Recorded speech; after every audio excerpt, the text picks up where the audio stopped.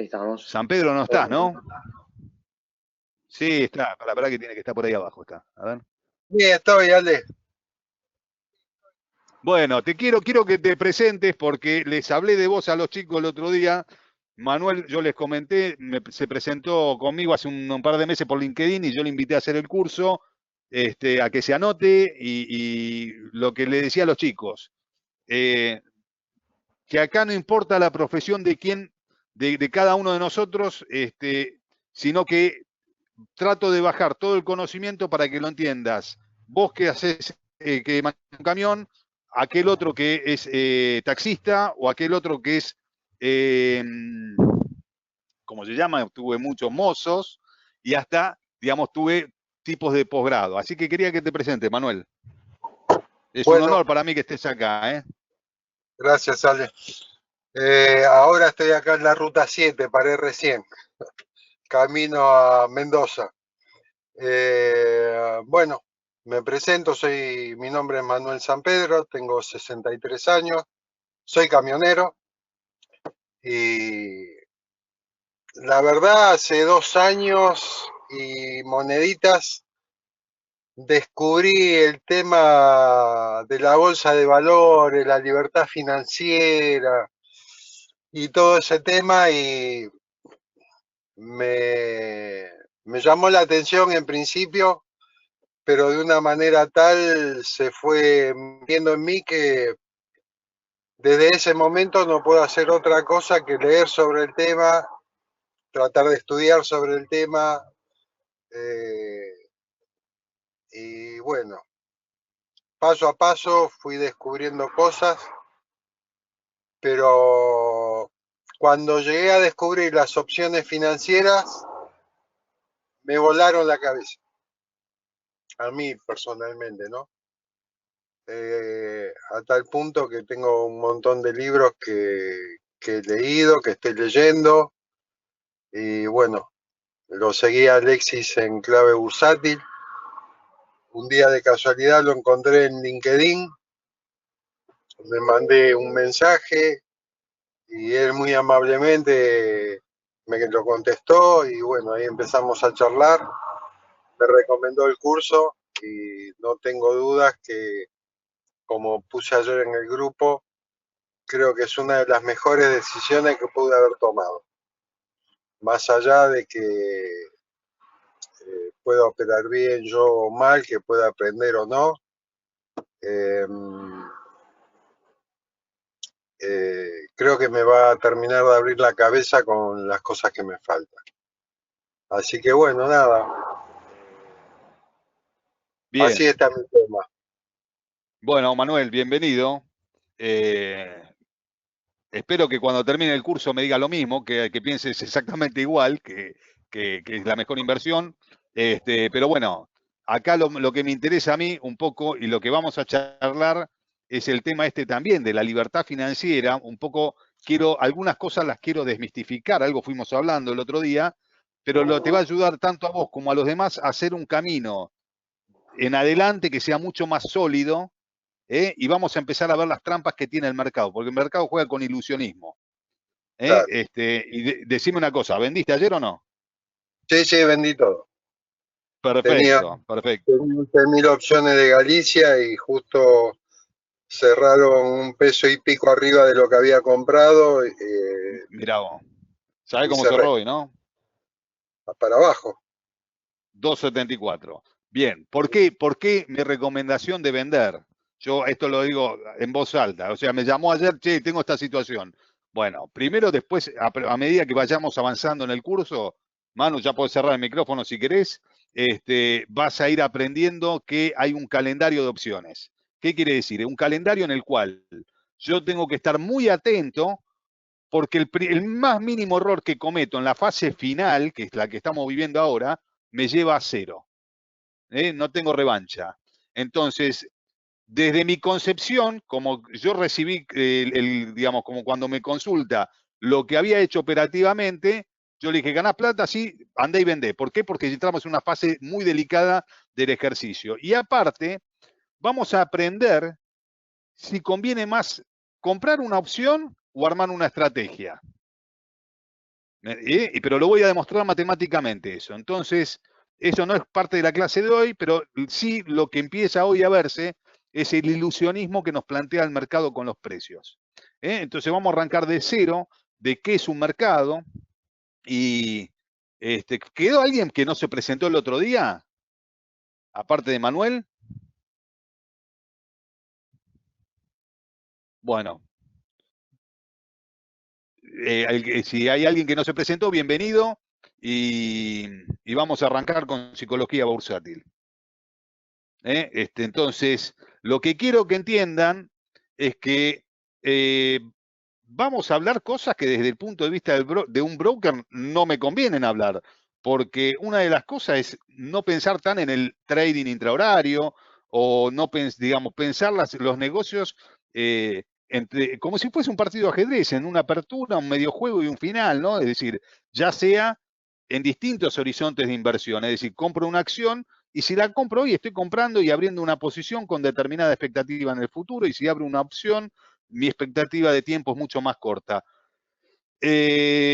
Vamos a arrancar con esto.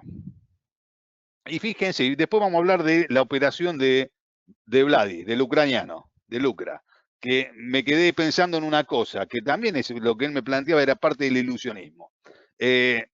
Bien, porque después te voy a explicar por qué es ilusionismo. Un poco lo hablamos el otro día, pero me gustó, me acordaba hoy cuando venía caminando para acá y te dije, esto lo tenemos que charlar. Bien, yo ya me presenté, así que vamos a arrancar con esto. ¿Qué es un mercado? Primer punto. Es un ámbito donde se expresa con libertad la conducta colectiva de los participantes. ¿Qué quiere decir? Nadie te obliga a participar acá. Vos venís solo. Entonces, empezás a participar en un ámbito donde vos tenés que tener claro que las decisiones son propias en función de una expectativa que vos tenés internamente. Los precios se van a ir formando en función de esa expectativa. Hay gente que tiene una expectativa de una cosa, de que esto va a mejorar, y hay gente que tiene expectativa de que esto va a empeorar. Entonces estamos entre la famosa, vamos a Venezuela o salimos del pozo. Son los dos parámetros. Sí, José, eso era agosto. Perdón que me metí, que interrumpí esto, pero para contestarte, eso era agosto. Entonces, en función de esas expectativas de cada uno de los participantes se forman los precios. O sea, voy a decir una obviedad, ¿no? El que ve el mercado para arriba va a comprar y el que lo ve para abajo va a vender y se va, a partir de ahí empezamos al intercambio de mercaderías. Muchas de las cosas que voy a plantear son obvias, pero me interesa que estén claras para que después cuando vayamos hacia adelante con el tema de las estrategias, yo lo voy a traer a la charla de hoy. Bien. ¿Qué nos proponen los mercados en general? Bien, una de las cosas es que ponen grandes cantidades de dinero a disposición de cualquier persona que tenga capacidad de abrir una posición. Es decir, no hace falta ser astrónomo o astrólogo o ingeniero para ganar plata en el mercado. Simplemente es todo lo contrario. El 95% de los que pierden en el mercado, la gran mayoría son profesionales. Entonces, no necesariamente hay que ser un crack. Hay que simplemente tener nociones de riesgo y saber qué es lo que uno está haciendo. Bien, segundo punto. El mercado a través de sus movimientos dice que nos da información neutral y somos cada uno de nosotros los que le damos un significado a esta información. ¿Qué quiere decir esto? Cuando uno ve un gráfico, yo les puedo poner cualquier gráfico de cualquier papel sin decirles de qué es, ustedes lo pueden interpretar, hacer un análisis totalmente objetivo. ¿Por qué? Porque no tienen una posición en ese gráfico que a ustedes les haga tomar una posición subjetiva sobre lo que está pasando. ¿Esto qué quiere decir? Que sos neutral cuando lo analizás y analizás una información que el mercado desde el punto de vista te la da neutral. Cuando vos tenés una posición tomada en el mercado, y sobre todo, que es lo que muchas veces nosotros cuando vemos que una persona está con caución, la caución es el apalancamiento, acuérdense de eso, es comprar con plata que no tenés. Entonces, vos empezás, como tenés una posición que está y supongamos que el mercado, vos estás comprado y el mercado empieza a bajar, vos empezás a hacer un análisis que no es objetivo, es totalmente subjetivo, porque empezás a verlo como vos querés verlo, le empezás a dar un significado a esa información. Imagínense un tipo que estaba comprado el día anterior a las PASO, creyendo que ganaba Macri y se endeudaba y de golpe se encontraba con un mercado que bajaba del 60%. Por supuesto que en su mente la información que le daba al mercado no la podía digerir, no era neutral, porque lo estaba afectando patrimonialmente. Con lo cual, ¿qué es lo que te produce normalmente? Si tu posición de riesgo es desmedida, no te permite buscar oportunidades. Yo siempre digo, o lo conté ya el otro día también, que el día pospaso fue un día de muchísimos negocios, que el que no tenía posición como yo, podía cazar, estaba cazando en un zoológico de una manera pero bestial, porque la primera hora y media todos estaban pensando en sus propias posiciones y cómo cubrirlas, mientras que uno podía estar de afuera mirando y buscando oportunidades. Entonces son momentos muy importantes, esos donde uno puede sacar provecho del mercado. Siempre y cuando la posición que tiene no lo perjudique. Y yo voy a contar una pequeña historia acá por el tema de la caución, que fue la primera que conocí en el mercado en el año 92, después de que el Merval tocó $900 y hizo su récord. Primero la característica del mercado era distinta porque era viva voz, digamos, no era por computadora, sino que había operadores y cada operador tenía, digamos, cada plaza, ¿no? que se operaba una acción era una plaza donde se juntaban los operadores, cada una de esas plazas tenía un caudillo. Ese caudillo era el que manejaba el precio del papel. Año 92 yo empiezo a trabajar con un agente de bolsa, mi primer trabajo, arranqué cargando boletos, haciendo análisis de algunos papeles, digamos, hacía un trabajo totalmente secundario. A veces me tocaba ir a la butaca a tomar las órdenes, pero bueno, digamos, para la edad que tenía me gustaba y yo estaba, la verdad, muy entusiasmado con esto, con el mercado. Entra un día a la oficina un señor con característica, a ver, en ese momento traje marrón clarito, beige, eh, gordo, ¿no? Con un habano, un estilo Al Capone, ¿no? Así, para que, acuérdense, una figura así del estilo de Al Capone. Y se junta con el agente de bolsa, entonces sale de la reunión y el agente de bolsa me dice, ¿sabés cómo le dicen a este? Le digo, no, ¿cómo? Rambo. ¿Por qué? Porque se banca todas las balas. Bueno, mira vos, le pone el pecho a la bala, ese fue el término. Bueno, Rambo abre la cuenta en la oficina y empieza a operar. Y le voy a poner un ejemplo, empieza a comprar, supongan comercial a 10 pesos, que eran $10. Bueno, de golpe comercial empieza a bajar, él compra a 9 y ya empieza a tomar caución, porque el objetivo del tipo es que regula el precio de la plaza. Cuando sube, vende las que compró con caución, cuando baja, sigue comprando. Bueno, comercial no rebota, a 8 pesos vuelve a comprar. No solo lo hacía con un agente de bolsa esto, sino que tenía una serie de agentes de bolsa donde intentaba manipular el precio después. Uno le vendía a otro para marcar lo que se llama marcar precio. Entonces, si el papel vale 8, yo te lo marqué 8,20 en la última operación con dos operadores distintos. Por supuesto que esto no es válido, esto está, pero funciona, digamos, no es válido desde un punto de vista legal. Nunca vi que lo investiguen. Siempre lo vi hacer, pero nunca lo vi investigar. Por lo menos en esos momentos. Bueno, el mercado siguió bajando, vino una baja fuerte del mercado y pasaron 2 meses y Rambo un día lo veo entrar a la oficina, por supuesto uno no le seguía el movimiento, lo veo entrar a la oficina con el contador de la oficina, con el agente de bolsa, reunido varias horas, ¿viste? Y lo veo que sale el contador contento que se había quedado con el auto de Rambo, un Renault 21 con tapizado de cuero, y le habían Rambo dejó el título de propiedad del departamento. Por supuesto, liquidaron la cuenta, vendieron la exposición a cualquier precio, quedó abajo esa cuenta, Y al tiempo yo pregunté y me enteré que el tipo se había muerto de le había agarrado, le había explotado el corazón. ¿No? Digamos, en ese momento ni siquiera, ahora no te dejan ni siquiera morirte, te ponen un stent y seguís viviendo. En ese momento, bueno, viste, no existía el stent, entonces tenías que, digamos, de la amargura al tipo le agarró un infarto. Bueno, en realidad múltiples infartos. Pero bueno, la historia es que el tipo, caucionándose y tomando un riesgo innecesario,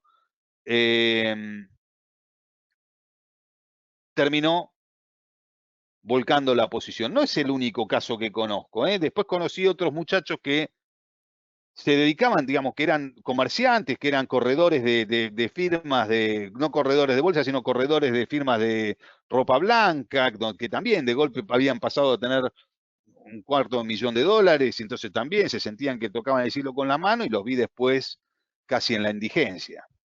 Entonces,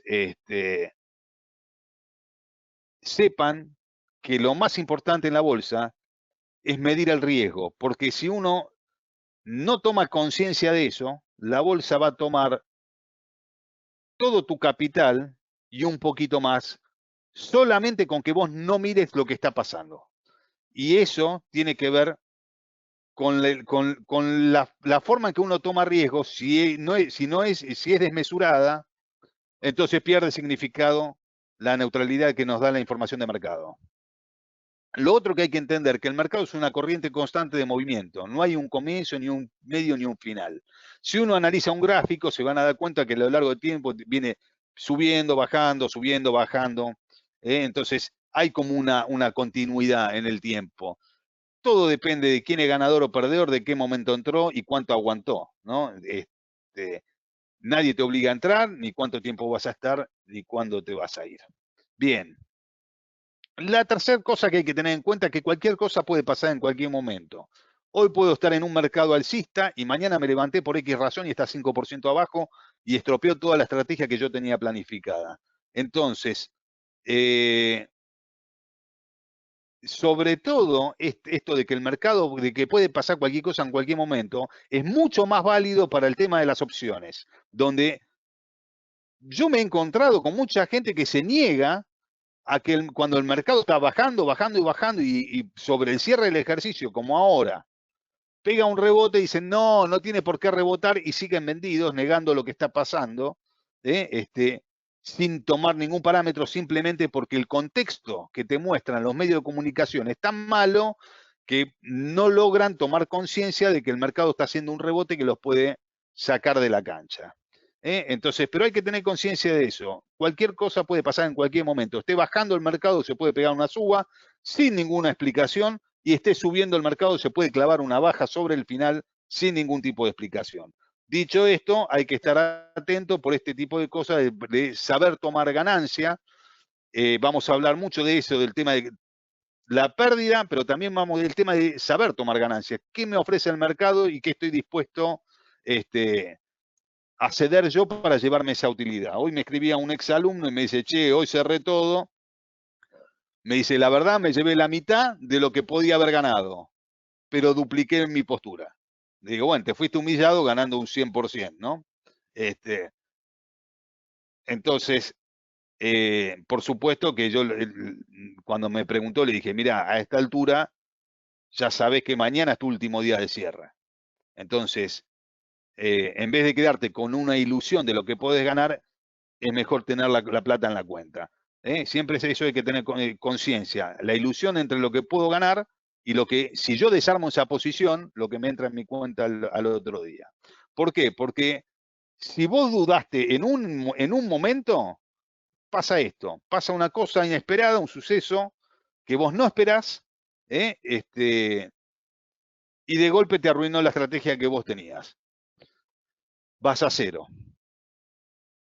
Bien, agrego a esto que los sucesos raros son siempre inesperados. Por supuesto, no hay que magnificar estos hechos que pasan, estos hechos de Dios, como dice el profe Fedio.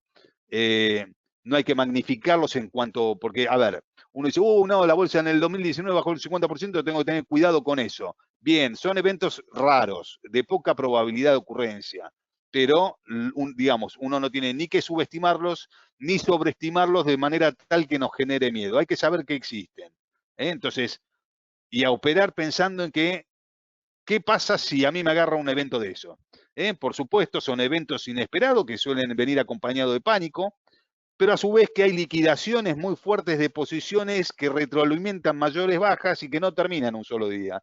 Eso dura un periodo de tiempo, hasta que el mercado se vuelve a estabilizar y genera, porque son eventos donde son todos vendedores o son todos compradores. En la teoría del caos, hace una muy buena separación, el que quiere estudiar en algún momento teoría del caos, hace una muy buena separación entre los distintos participantes del mercado. Desde el que compra y vende en el día, el trader, hasta el que compra y vende en 2 días, en 3 días o en una semana, cómo le da salida, ese comprador le da salida al trader, muchas veces, o está después los fondos de inversión, que son además, no miran tanto esa pequeña suba que pudo tener unos días, sino que miran el mercado en un plazo un poquito mayor y le van dando salida a los participantes intermedios. Pero frente a un evento caótico, lo que pasa es que todos los participantes del mercado van hacia un solo lado. Entonces, todos estos participantes que tenían un horizonte de inversión, de golpe son todos vendedores o todos compradores. Entonces, no hay este flujo de participantes que uno compra, el otro vende y se van autopasando las posiciones, ¿no? De alguna manera. Bien, ¿qué es lo que nos trata, qué es lo que nos atrae del mercado bursátil? Por supuesto, ya hablamos que la formación de precios se forma en función de la puja entre compradores y vendedores, de lo que creemos sobre el futuro.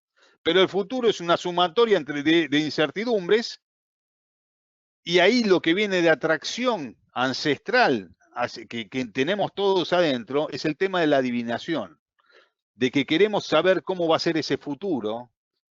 Nos creemos a veces, hay muchos que se creen, diría, omniscientes, digamos, se sienten Dios y afirman lo que va a pasar en el futuro. La realidad es que no lo sabemos, pero es un fenómeno ancestral, la adivinación, que viene dentro nuestro. Yo lo pongo groseramente a propósito del tema de la adivinación, para no hablar de estadística inferencial, o que es más sutil, o para no hablar, cuando hablamos de estadística inferencial, estamos hablando también de una predicción en función de datos pasados.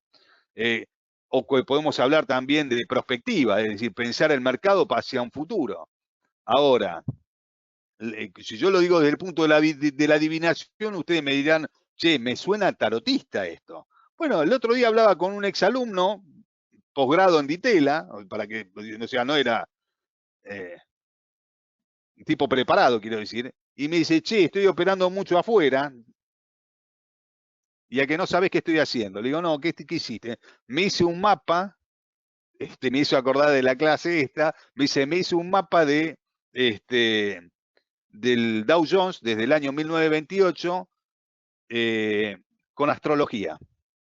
Y me dice, estoy sorprendido porque lo veo con 2 astrólogas, distintas, para que si una la veo que está medio mal, me agarro de la otra. Yo creo que ahí hay un poquito de acomodar lo que él piensa con lo que le dice alguna de las dos. Pero me dice, utilicé todo el tema de la posición planetaria con el mercado, che, y él me dice, yo que soy escéptico, le veo una tasa de acierto muy alta. Entonces yo le conté que a mí no me sorprendía eso, porque había leído mucho de análisis que tenía que ver con las posiciones astrológicas e incluso con los eclipses, cómo se comportaba el ser humano en los eclipses y cómo estaba estudiado que se producían movimientos contratendenciales cuando había un eclipse por un fenómeno que se llama ionización de la atmósfera que afecta a la conducta humana. Pero digamos que eso es charla de otro momento, más de café, porque es un tema muy interesante, pero fíjense cómo voy desde la adivinación, me voy hacia la astrología para volver después a nuestros métodos de adivinación, ¿no? Ahora, ¿qué pasa con la adivinación en la bolsa? Esto viene como les decía, es un tema ancestral. Arrancó con los sumerios en la Mesopotamia, después siguieron los griegos. Fíjense que en Egipto también hay a través del dios Amón, Y después los primeros que empiezan a trabajar también el tema de la mutación y del cambio, de esto de que el mundo está en constante cambio, son los chinos, ¿no? Ahora, también estaban las tribus en América que le abrían la panza a un cordero y veían cómo caían las tripas para adivinar cómo iba a ser ese futuro o cómo se preparaban para una guerra, ¿no? O sea, no solo empieza con esto de mirar las estrellas y todas esas cosas, los fenómenos astronómicos. Pero bueno, ¿qué es lo que pasa a través de todas las culturas estas que ellos buscan, y las nuestras también, porque nosotros también queremos predecir qué va a pasar en la bolsa? Fíjense, nosotros aplicamos la adivinación al mercado bursátil. ¿Eh? Pero bueno, ¿qué es lo que le pasa al ser humano con esto de querer predecir y buscar la necesidad de buscar oráculos? Bueno, no es ni más ni menos que enfrentarse a un futuro que es incierto, y cuando alguien se enfrenta a algo que es desconocido, si hay alguien que viene y te da una noción de lo que podría pasar, por más falsa que sea, vas a enfrentar ese futuro con mayor fuerza, ¿no? Por ejemplo, si vos vas a una guerra y traen a la divina y te dicen van a ganar la guerra, vos crees internamente, por más que lo que te está diciendo te está mintiendo, pero van a ir todos los soldados, van a ir con una fuerza interior un poquito más, con la cabeza más levantada, quiero decir. Así que bueno, por supuesto que yo les decía que en los métodos modernos, la adivinación está un poco más sofisticada y podemos hablar de la era de la computación con data mining o con machine learning, que es, no dejan de ser métodos de adivinación más sofisticados utilizando conocimiento científico e instrumentos más modernos. No le estás abriendo la tripa al cordero, pero buscás lo mismo, predecir el futuro. ¿Eh? Así que bueno, eh, uno va buscando, digamos, a través de todos estos métodos, van buscando patrones y a través de esos patrones que los mezcla con experiencias pasadas, lo que hace es inferir qué puede pasar en el futuro. Fíjense que ahí yo resalto también que los médicos utilizan hasta electrocardiogramas para diagnosticar enfermedades y predecir la evolución de un paciente. Entonces, también se utilizan métodos de predicción. Bien. Además de esto, ¿no? El mercado tiene acción, nos atrae porque es un ambiente dinámico, es cambiante, ¿no? Bien, los chinos lo marcaban en el año 1700, bueno, ya con el Qin que es antes de Cristo, pero no es rutinario, genera euforia cuando uno gana esto de la ganancia, sobre todo cuando yo lo expliqué esto, cuando esto pasa en los sub 30. Hay mucho, el sub 30 es un pibe que gana guita y se siente eufórico y se siente que lo tiene, cuando gana guita, lo agarró a Dios por la barba. Como decían las personas mayores, y me quedó a mí esa palabra porque no sé qué otra manera de expresarlo, pero te sentís cuando sos joven, te sentís que la tenés toda clara. Y de golpe hasta que te pegan un día, te pegan un cachetazo, ¿no? Pero genera euforia. Y la atracción que despierta en los demás sobre nosotros mismos el hecho de ganar. Yo lo veo mucho hoy en los jóvenes, el tema de que operan Bitcoin, que ganan guita con eso, como en sus pares despierta cierta atracción, ¿no? Y dicen, che, mirá, despierta curiosidad, ¿entendés? Sobre qué hace, qué no hace, cómo gana la guita, ¿eh? O la autolástima que deviene de perder. Bien, ¿qué quiero decir con esto? Hay mucha gente que viene a la bolsa a perder. Aunque les parezca raro, lo voy a repetir, hay mucha gente que viene a la bolsa a perder. ¿Lo descubrí yo esto? No, me lo hizo ver un psicólogo un día, también operador de bolsa, y me decía, che, vos tendrías que caminar un poco por la parte de abajo de los socios y hablar con la gente y vas a ver la cantidad de gente, esto te estoy hablando 20 años atrás, que viene a perder por generar autolástima, ¿no? O sea, no solo esto después lo saco de libros, ya me lo habían anticipado. Entonces, claro, la gente, esto de perder genera autolástima en su entorno, En el caso puede ser en una pareja, la mujer que, bueno, Cacho, quédate tranquilo que vas a salir adelante, ¿me entendés? Pero genera todo un ámbito de lástima que el tipo se siente cómodo en ese ambiente. Bueno, estas cosas hay que empezar a evitarlas. Vamos a empezar a trabajar con algunas palabras sobre esto, pero si alguno detecta que tiene estos rasgos de decir, che, hice 10 operaciones bien, en una me mandé una cagada y la perdí toda, bueno, ahí hay que trabajar el tema de si no hay un autosabotaje o no hay algo de autolástima de perder. Lo vamos a hablar un poquito más adelante también. Bien. Además de esto, yo lo resalto porque es lo que me pasa a mí con las opciones, y cuando uno se sienta a mirar los paneles, la cantidad de acciones, de títulos públicos, de productos derivados que hay, las combinaciones, ni que hablar si uno se mete en lo que son derivados que no se cotizan en bolsa, es un mundo gigante que genera millones de posibles combinaciones y estimula la creatividad y te estimula el cerebro y te estimula maneras de pensar negocios y buscar formas de, o incluso hasta los que hacen el rulo también, es como cómo cagan a las normativas, cómo hacen para sacarle provecho. Es toda una creatividad que se genera, una expresión creativa, que junto a lo que hablábamos al principio, que en un ámbito de libertad ilimitada, te genera, la verdad que genera a cada uno de los participantes te genera la verdad que un ámbito de trabajo muy lindo, que no se produce en otros tipos de actividades. No es para nada, digamos, el tema de que no sea, yo muchas veces lo elegía el tema del laboral porque no era rutinario. Entonces, la bolsa no es rutinaria, todos los días son distintos, por más que haya una tendencia, por más que haya, pero todos los días son distintos. Y eso es atractivo. Bien. Ahora nos vamos a meter en la adivinación en los mercados bursátiles, o si quieren le ponemos un nombre más lindo, en la perspectiva de los mercados bursátiles, qué elementos utilizamos. Bueno, a través de la historia se fueron desarrollando distintas ramas. Esperen que voy a enchufar antes que se me quedarme sin batería.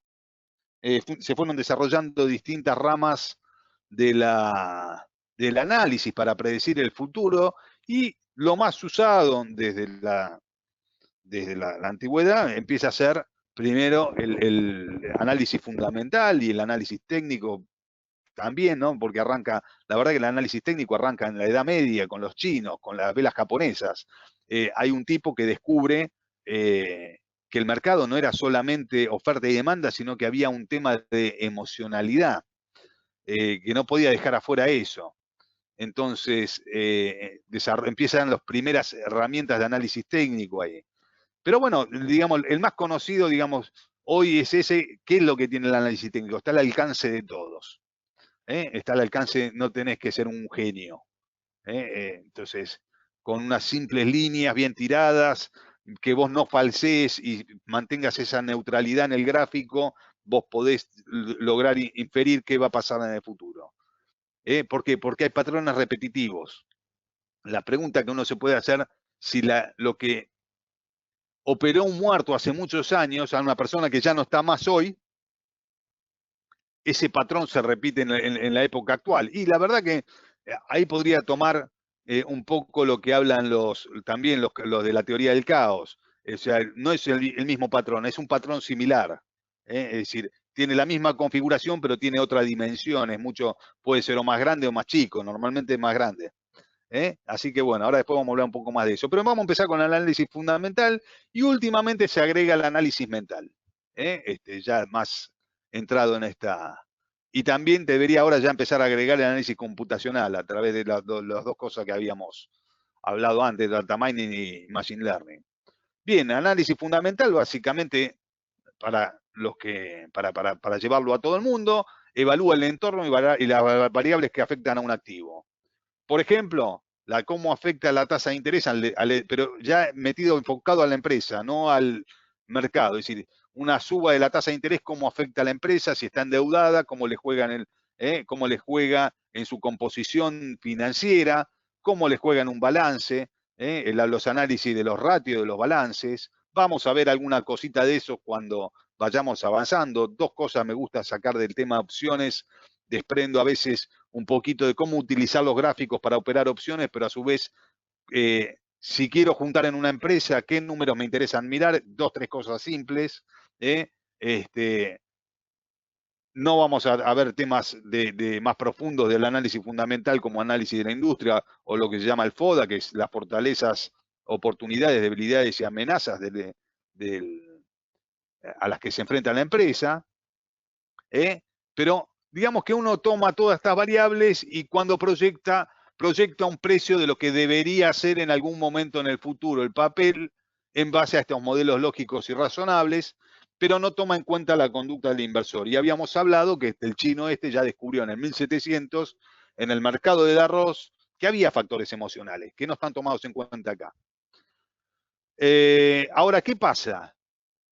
Cuando un analista hace el estudio fundamental y estudia lo que debería hacer la empresa en un futuro, puede no pasar por muchos años eso, porque para que eso realmente suceda, lo que debería pasar es que todos usemos el mismo modelo y todos operemos de la misma manera cuando tenemos ese resultado, cosa que no pasa.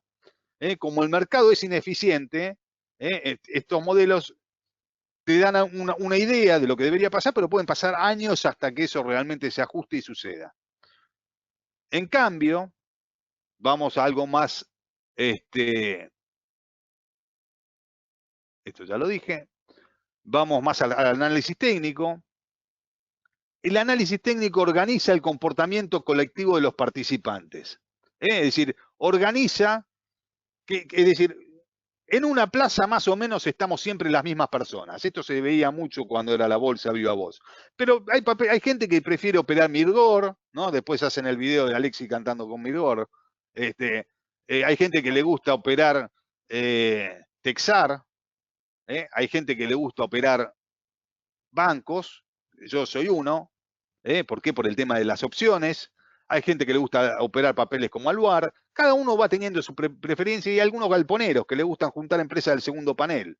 Entonces,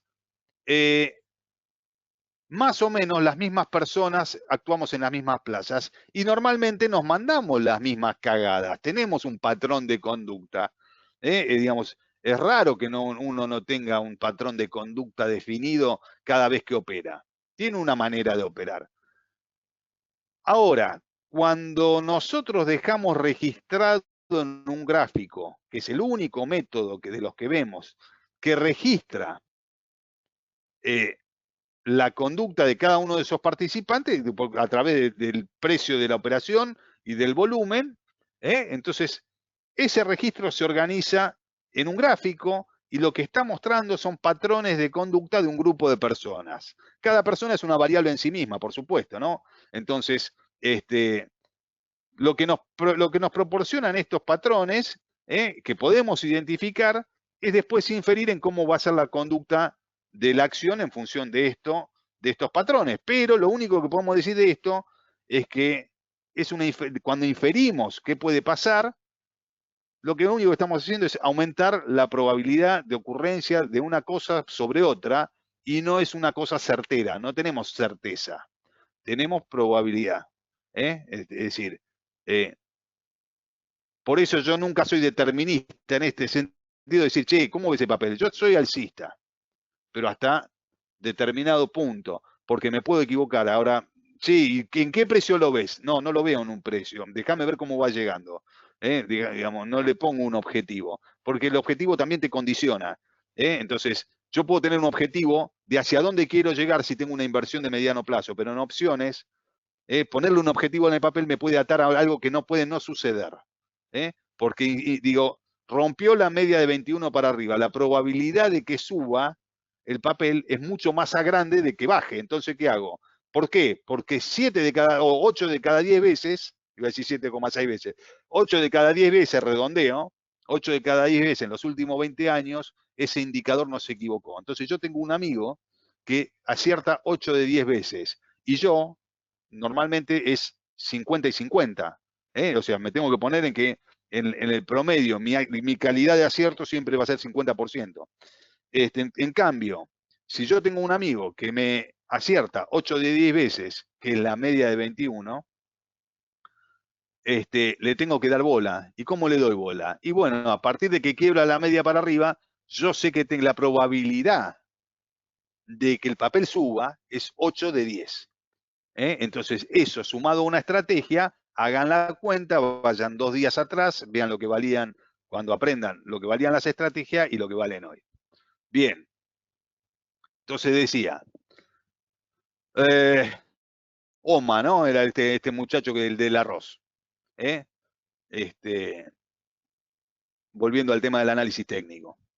Ahora, lo que tengo que tener en cuenta, que el análisis técnico me está mostrando lo que está haciendo el papel ahora, es lo que es, no lo que debería ser, lo que planteaba el análisis fundamental, ¿no? Cerramos la brecha entre lo que debería ser y lo que es. Y a mí para operar me interesa lo que es hoy, no lo que es lo que debería ser. Para armar una cartera, puedo pensar en lo que debería ser en función de sus números, mirando lo que es hoy, porque no voy a dejar de afuera el análisis del gráfico. ¿Por qué es tan luchado el análisis técnico? Porque pone al alcance de cualquiera que domine una técnica. No hay que ser un crack, no hay que ser un genio, simplemente con saber leer la partitura, como dice el profe Fedio, uno se puede subir al mercado y descubrir lo que hacen aquellas manos grandes. Entonces, después hay muchas discusiones que yo tengo cuando hablo con gente del ámbito académico. ¿Por qué? Porque cuando uno toma las teorías tradicionales de cartera, ya hablamos de los años 1950, donde sale la teoría de la cartera eficiente de Markovich y después sale el KPM, un par de años más tarde, cuando se hace las matrices para hacer los análisis de rendimiento y de volatilidad, es decir, de volatilidad de los papeles, o sea, la matriz de riesgo, lo que estás viendo ahí es información pasada también.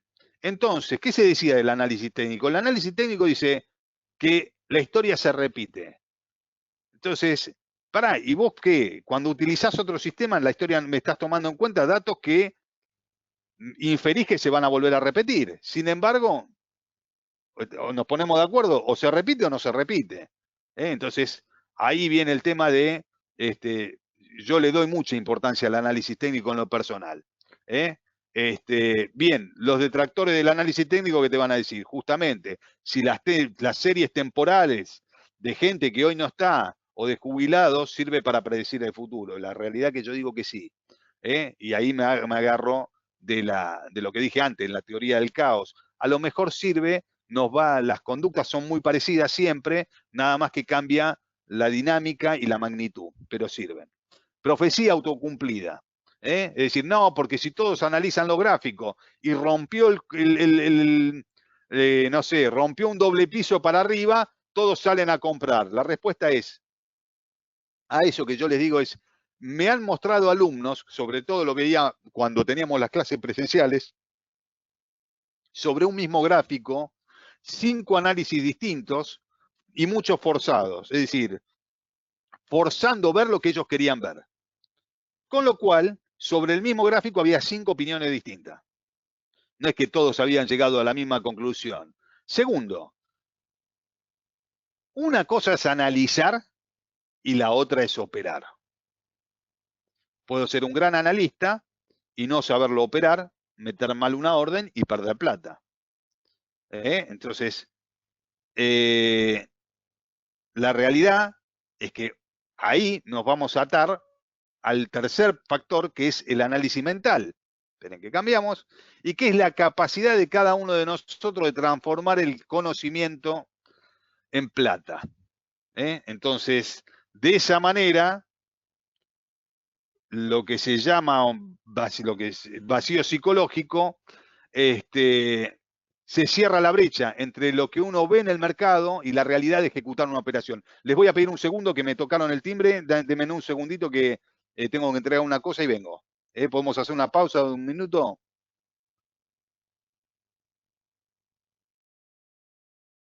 Dale, dale, perfecto, anda tranqui. Sí, dale, dale.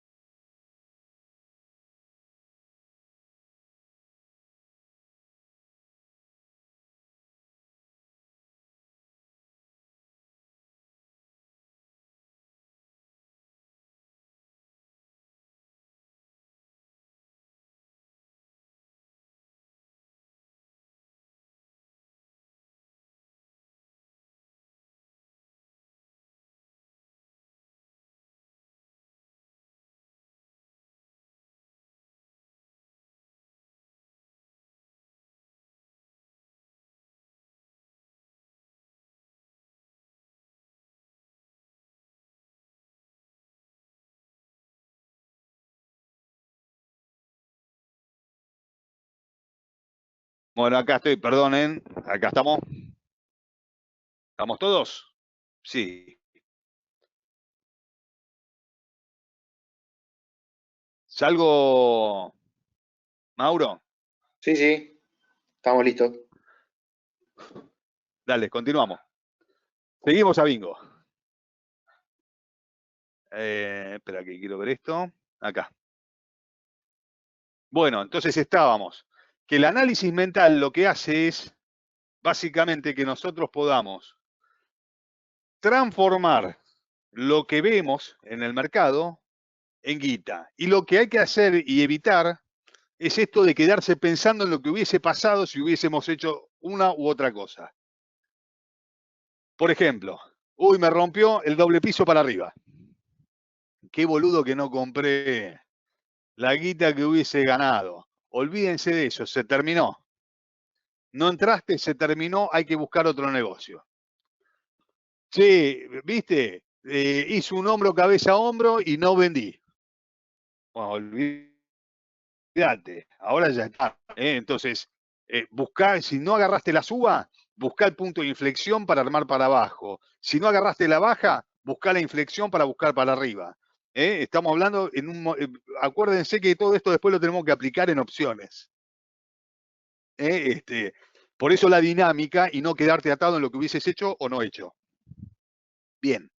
Pero básicamente empezar a, si uno hace un análisis, poder llevar adelante la operatoria detrás de eso con confianza, sabiendo que hay una probabilidad de éxito y otra probabilidad de no éxito. La operación puede ser una pérdida. Eso siempre hay que tenerlo en cuenta, como lo veamos más adelante. Bueno, tenemos que empezar a trabajar esto de transmutar, dejar de ser kamikazes. Acá me encuentro mucho con eso en los cursos. La verdad que yo siempre me asocié a la figura del samurái, que es un tipo que conoce su terreno, que tiene determinadas leyes, y yo le decía a los muchachos, dejen de ser kamikaze, que se tiran de cabeza contra algo y después se estrellan, no miden las consecuencias. Así que bueno, hicimos una adaptación de algunos principios de samurái, para ir buscando esta transmutación con el mercado. Así que vamos a buscar disciplina, enfoque y confianza. Ese es el sentido de toda esta parte de la charla.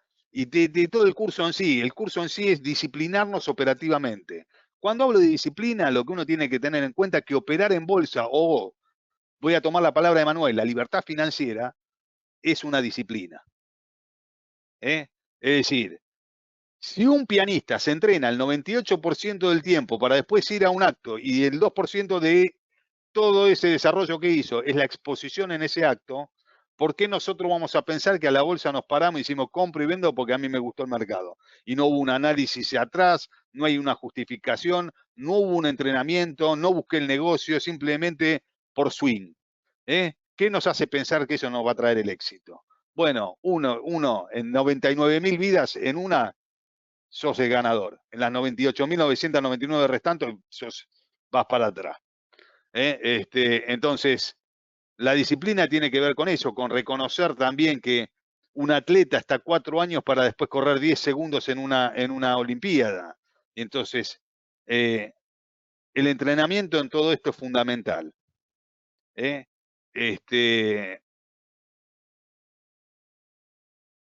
La bolsa es una disciplina, ténganlo en cuenta eso. Miren, yo voy a contar una anécdota. Una de mis hijas hacía gimnasia artística y también entrenaban 4 horas todos los días para después presentarse una vez cada 4 meses, para presentarse una vez al año en un nacional. Entonces, y las horas de entrenamiento eran para 10 segundos de pasada. Bueno, esto es lo mismo, hay que tratar de que después de rueda, buscar negocios, ver cómo se adaptan, cómo uno se puede adaptar a ese negocio, planificar el negocio, planificarlo, pero como un entrenamiento.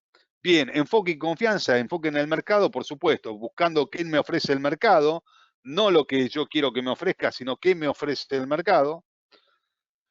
Y confianza una vez que desarrollen un método, una metodología confianza en ustedes mismos, que a pesar de los resultados adversos, de condiciones adversas al mercado, ustedes estén tranquilos y que, bueno, la pérdida es un resultado probable dentro de un camino que uno haga, pero confianza en que lo que están haciendo estuvo bien hecho. Es decir, si yo hice una operación, la tengo justificada y me fue mal, bueno, 2 de 10 veces, 2 de 10 me va a ir mal. Si yo tengo la operación justificada y me fue bien, ya sabemos que estamos en la estadística de que 8 de 10 veces me tiene que ir bien. Si ustedes encuentran algún indicador con mejor probabilidad de acierto, por supuesto los invito a que lo utilicen. Bien, hablemos un poquito de nuestro camino de guerrero. Acuérdense que yo no solamente planteo las estrategias como un ajedrez en cuanto al tiempo, ¿no? Es decir, una apertura, un medio juego y un final, las vamos a plantear así a lo largo de todo el curso, sino que también planteo que todo lo que hacemos en el mercado de valores es un combate, es una guerra económica, donde nuestros soldados es nuestro dinero. Cada peso que nosotros tenemos es un soldado. Y lo tenemos que mandar a combatir y que nos traiga rehenes del otro lado. No solamente mandar a combatir para que muera. Entonces, en esa guerra económica que estamos luchando, nosotros como generales tenemos que tener claro algunas cosas. Una de estas cosas es que solo existe lo correcto y lo incorrecto. ¿tá? No hay, uy, lo hice más o menos. ¿Lo hice bien o no lo hice bien? ¿Lo hice de acuerdo a mis reglas operativas o no lo hice de acuerdo a unas reglas operativas? Segundo, cuando hablo de valor heroico, es decir, es metafórico, ¿no? Porque es no ocultarte como una tortuga en el caparazón con cagazo, hacer las cosas, sino que vuelvo al tema de la confianza al punto anterior. Ver, tomar conciencia de lo que uno está haciendo, que el trading de por sí es arriesgado, que es peligroso, que el resultado probable puede ser una pérdida también, no ser ciego, utilizarla, digamos, y acá vamos a ver cada vez que planteamos una estrategia, una manera inteligente de pararte frente al mercado. Es decir, ¿cómo yo con mi ejército me puedo parar de una manera más inteligente en el mercado para sacarle mayor provecho a lo mismo que yo vea? Y vamos a trabajar con eso. Eso te va a llevar a hacerte más fuerte. Y reemplazar el miedo, porque tampoco hay que tenerle miedo al mercado, por el respeto y la precaución. Porque la posibilidad de equivocarse y perder dinero está siempre.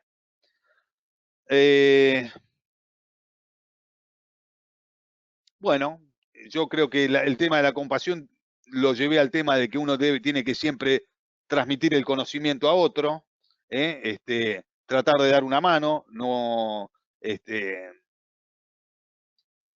yo reconozco que a medida que empiezan a haber negocios les va a cambiar la manera de ver el mercado. Muchos se van a sorprender de cosas que decir, ¿cómo esto yo no lo veía? Espero por lo menos que el mercado me lo permita. Pero bueno, no se olviden de que si alguien algún día les pide una mano de cómo pararse frente al mercado, dársela. Bien, vamos a tomar la cortesía, uno de los temas que a mí me interesa mucho. Acá no hay que tener razón en lo que uno ve, hay que ganar plata. Yo ya lo hablamos en la otra clase, uno de mis primeros dichos de la historia era que yo no quería tener razón sino ganar plata. Y lo otro que siempre digo es, no tienen que meterse en discusiones estériles en los chats, en los foros, porque desgastan mucha energía al pedo. Es decir, midan su energía porque el mercado demanda energía psíquica, y si uno se la gasta discutiendo puntos de vista en un chat, tengan cuidado. Lo otro que siempre digo es que, ya lo hablé en la clase anterior también, que los mejores pilotos se hacen en las tormentas, y que en la adversidad, de la adversidad surge la fuerza interior, ¿no? También, es decir, a medida que uno tropieza, cada vez que se levanta, lo hace con más fuerza. No se dejen vencer nunca en ese sentido. Bien. Con lo de los chats pasa lo siguiente, quiero hacer un punto ahí, frenarme un puntito ahí. Cuando uno entra a un foro y empieza las discusiones, lo que uno puede interpretar ahí es que Juancito 23 me recomendó comprar Camus y Gas Pampeana. Estoy poniendo un ejemplo. Y yo compré Camus y Gas Pampeana y la pagué 40 pesos y vale 22. Bueno, Juancito 23, mientras a mí me decía que yo compre Camus y Gas Pampeana apoyado por Pepe 21 y Pancho 42, resulta que Pablo, había un cuarto tipo, un Pablo que me estaba vendiendo a mí a 42 y después bajaron el papel a 22 pesos. Entonces, no hay que comprar ni vender de acuerdo a lo que uno escucha en el foro. ¿Por qué? Porque ahí son todos Gardel.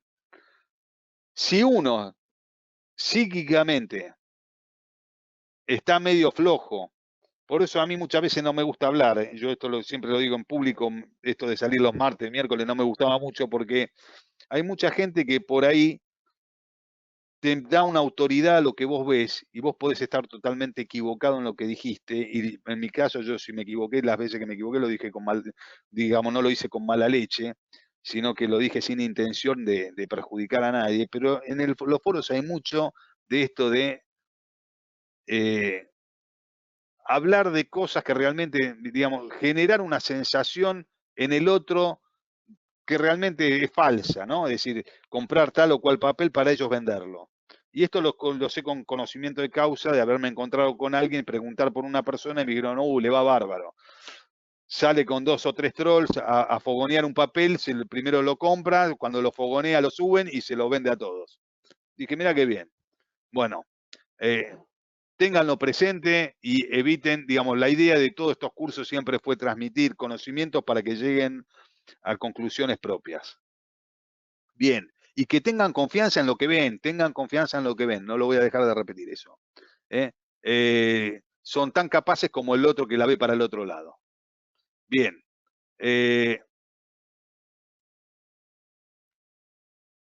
Bueno,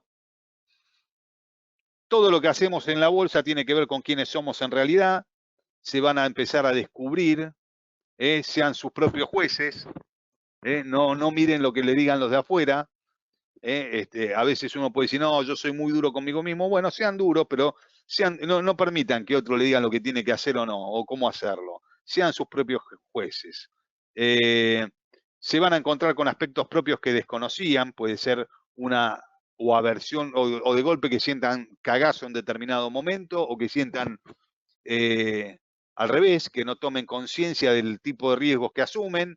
Entonces son momentos esos donde les van a tener que trabajar aspectos internos de ustedes, muchas veces hasta con un psicólogo. Yo lo hice en su momento, porque yo lo cuento porque me parece uno de los, un antes y un después de haber trabajado con, ni siquiera psicólogo, era psiquiatra. Un antes y un después operativo de la toma de conciencia, como decía el otro día, el valor del dinero, de lo que uno gana y lo que está ganando en el mercado, poniendo otro tipo de trabajo que es psíquico y no físico. Entonces hay que tener conciencia de esas cosas. Y después acuérdense que están en un ámbito de posibilidades ilimitadas y ámbito de libertad ilimitada, en donde los desafíos psicológicos son únicos. Es decir, el mercado te pone frente, siempre te ponen desafíos psicológicos únicos. Y los productos que hay dando vuelta tienen potencial de hacernos daño, siempre. Entonces, lo que vamos a ir viendo también, qué cosas no tenemos que hacer para volcar, para fundirnos. Y una cosa más de esto, es que nosotros estamos criados en un ámbito de chicos, ¿no? Nos van criando en un ámbito donde nos cuidan. Nuestro entorno nos protege frente a los peligros. Es decir, cuando uno es chiquito y ve un florero arriba de una mesa, lo quiere subir a agarrar y lo primero que hacen es te cazan de los pelos o del pañal, depende de la edad, te sentaron en el piso, te pegan en la mano, eso no se hace, te quedaste sentado llorando porque te frustraste de que no llegaste, pero no te golpeaste la cabeza. Como la bolsa es un juego de suma cero, cuando vos te subiste a la mesa, esto figurativamente te subiste a la mesa para agarrar un florero, va a venir otro y te va a empujar para que vos te caigas y te abras la frente, porque tu lastimadura va a ser la ganancia de él. Entonces, ténganlo presente eso y siempre, digamos, por eso insisto en esto, en cerrar las decisiones en uno mismo siempre. Apoyarse de cosas, pero no de comentarios. Bien. Y esto, digamos, el tema de la sinceridad absoluta es reconocer en un nivel profundo, de que uno es responsable por los resultados que hace. No es el mercado, no los analistas, no son los amigos, no es la gente de bolsa, ni los foros. Es uno mismo el que opera y el que ganó plata o la perdió es uno mismo el que tomó esa decisión y ser responsable de eso. No, perdí guita porque el boludo me dijo que compre y bajó. O no, mirá, lo vi determinado en un canal y decía que el mercado era para abajo, para abajo, para abajo y no paro de vender coles y pierdo plata. Bueno, a ver, todos podemos opinar. En un mundo salvaje como es YouTube, hoy cualquiera parece profesional, cualquiera que sepa hablar y enfrentar una cámara parece una persona profesional, y si no la es, puede parecerlo, puede serlo también, no se sabe, pero en un, digamos, en un mundo salvaje como ese, uno no puede agarrarse de lo que dice alguien en un canal de YouTube. Me incluyo, o sea, para vos, Vladi, me incluyo en esa lista, no me extrañes. Bien. Y bueno, lealtad y deber a uno mismo, por supuesto, sean leales a cada uno de ustedes, porque acá cada uno tiene el mismo objetivo, entonces todos venimos a hacer lo mismo. ¿A qué venimos acá, a la bolsa? De a uno. A obtener ganancias. Vamos a Ganar plata. Ahí está, ahí está. Si alguno viene a aprender, a perder y lo mando al psicólogo. Pero todos venimos a ganar guita, digamos, y estamos en un ámbito que tenemos esta posibilidad. Nada más que tenemos que aprender cómo pararnos. Bien, nuestro campo de batalla. ¿Cómo vamos a ver algunas características de nuestro campo de batalla? ¿A qué nos a rascarle algo al mercado? Claro, tal cual. Bien, volvemos a hablar de lo mismo, trading arriesgado. Todos los caminos son de riesgo y los resultados son probables. No hay ningún resultado garantizado. Por más que yo arme bien la estrategia, me paré bien, la posibilidad de equivocarme y perder dinero existe siempre.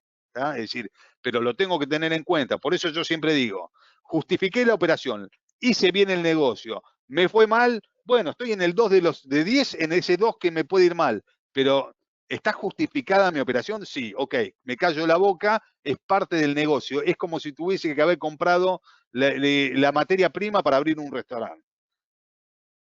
8 de 10 me va a ir bien. Y si no, van a ver que como planteo los negocios, no hace falta que me vaya 8 de 10 bien. Después les voy a mostrar matemáticamente que en un 50 y 50 salgo ganando. Bien. Y lo otro que tenemos que distinguir entre tomar un riesgo y aceptar un riesgo. Esta es la diferencia entre el kamikaze y el samurái. Tomar riesgo de kamikaze. ¿Qué es tomar riesgo? Tomar riesgo significa que yo no conozco el resultado posible. ¿Qué quiere decir esto? Che, yo digo, viene un día, me tocan la puerta, estábamos con el profe Fedio en donde dábamos clase, en la oficina de él, 2 de la tarde, nos tocan la puerta y nosotros estábamos charlando, nos tocan la puerta y dice, che, viene un muchacho con una valijita y me dice, ¿cómo andás? Venía del interior, acabo de llegar porque me quieren liquidar, un pibe que era abogado, me dice, me quieren liquidar la cuenta. Le digo, ¿qué te pasó? Bueno, hice tal y tal operación, la vamos a hablar en su momento. Y me dice, como el mercado bajó, me quieren liquidar la cuenta. Entonces le digo, bueno, una situación simple. ¿Tenés la plata para llevarles? No. Digo, ¿vos sabés el riesgo que asumiste ahí? Sí, me dice, yo soy tomador de riesgo, pero yo estoy dispuesto a tomar el riesgo hasta el final. Le dije, no funciona así. Bueno, la diferencia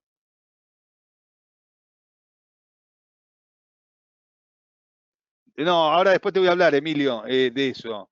La verdad que primero que yo soy una persona escéptica. Después, el mercado de opciones te pone en una situación donde vos terminaste un ejercicio, por más que vos ganaste, a ver, N, el número que te imagines.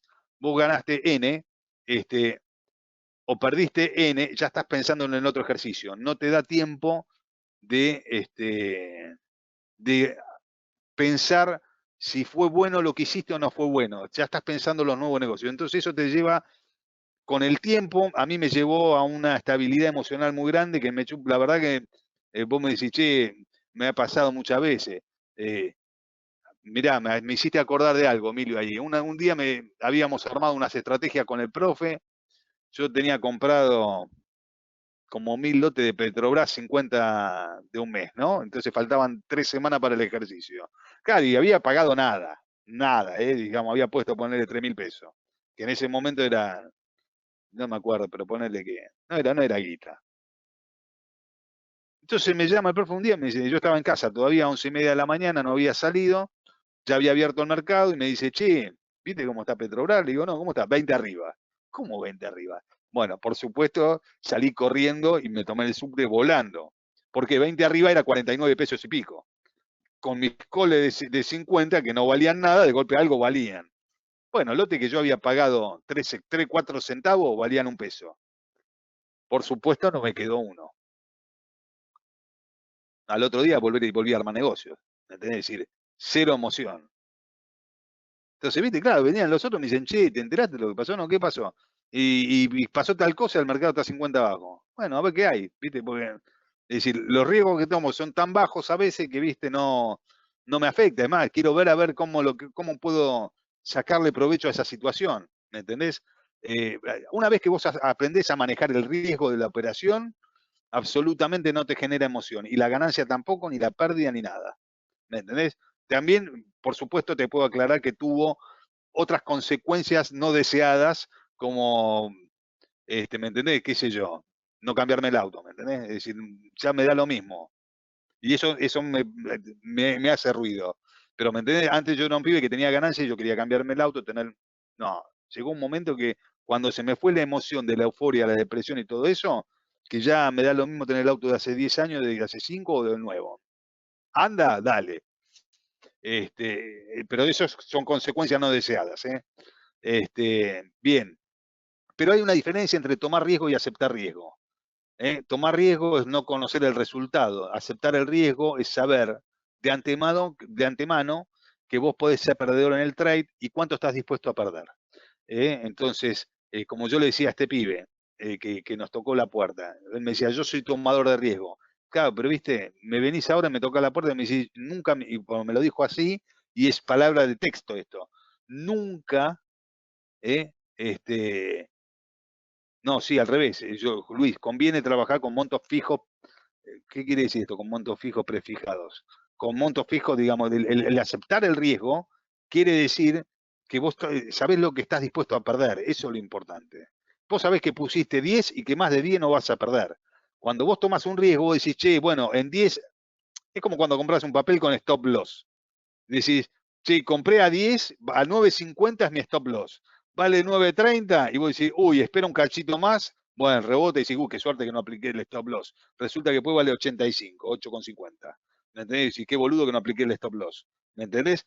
Pero ahí estás jugando con el tema riesgo. Aceptar el riesgo y decir, che, compré a 10 y a 9,50 no es que tuve que aplicar un stop loss. Me armé una estrategia que me sacó a 9,50.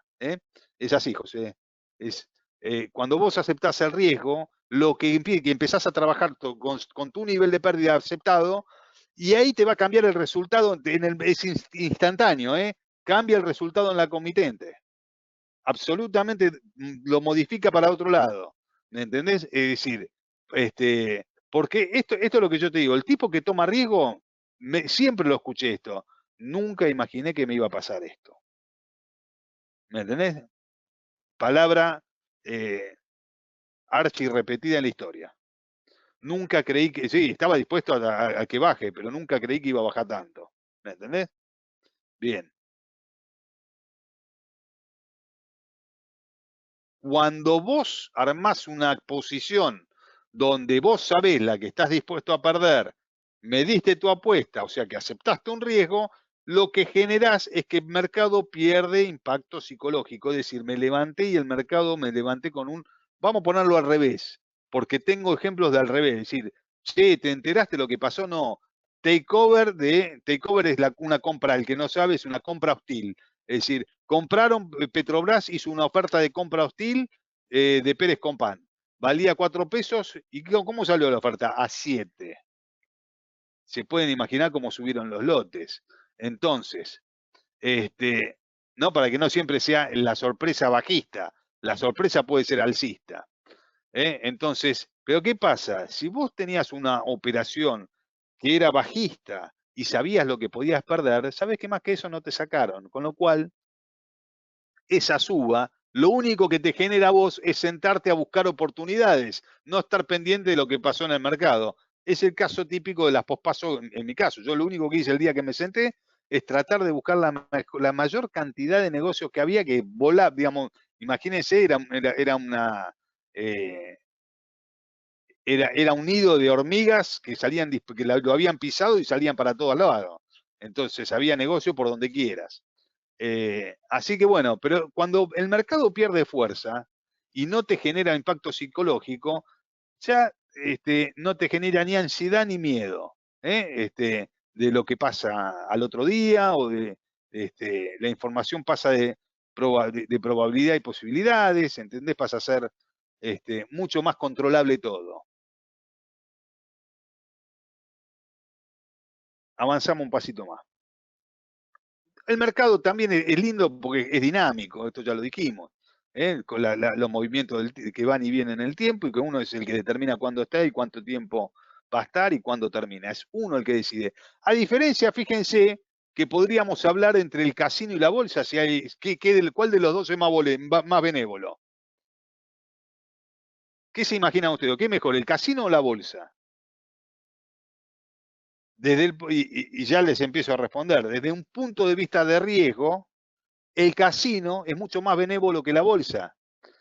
Porque el casino, bien Ricardo, el casino, cada vez que termina una mano, te pregunta, señor, hagan sus apuestas, dice el croupier. Y vos agarrás y mirás cuántas fichas tenés en tu bolsillo y de antemano a la jugada vos apostás lo que vos querés. ¿Cuánto estás dispuesto a perder? No podés jugar la que no tenés. Digamos, después viene el ludópata que va y digamos, revienta sus cosas para ir al casino. Eso es otra cosa, pero el tipo ya tiene, fíjense que es otra, digamos, no es como la bolsa. Vos en la bolsa te armaste una posición con caución, que no tenés como Vladimir, no tiene el respaldo por afuera, que si hay algún problema la pone. O que se banca una caída del 50% y dice, mirá, yo si baja el 50%, compro título y te pongo los títulos para que, y le bajo el promedio. Bueno, eso ahí hay una, entonces no estás caucionado, digamos, estás con reasignación de recursos, digamos. Porque vos podés tener los recursos de otro lado para meterlos. Pero un tipo caucionado está jugando, lo que se llama el tipo caucionado, tiene 100.000 pesos y compra por 300.000. Entonces, ¿qué es lo que pasa con ese tipo?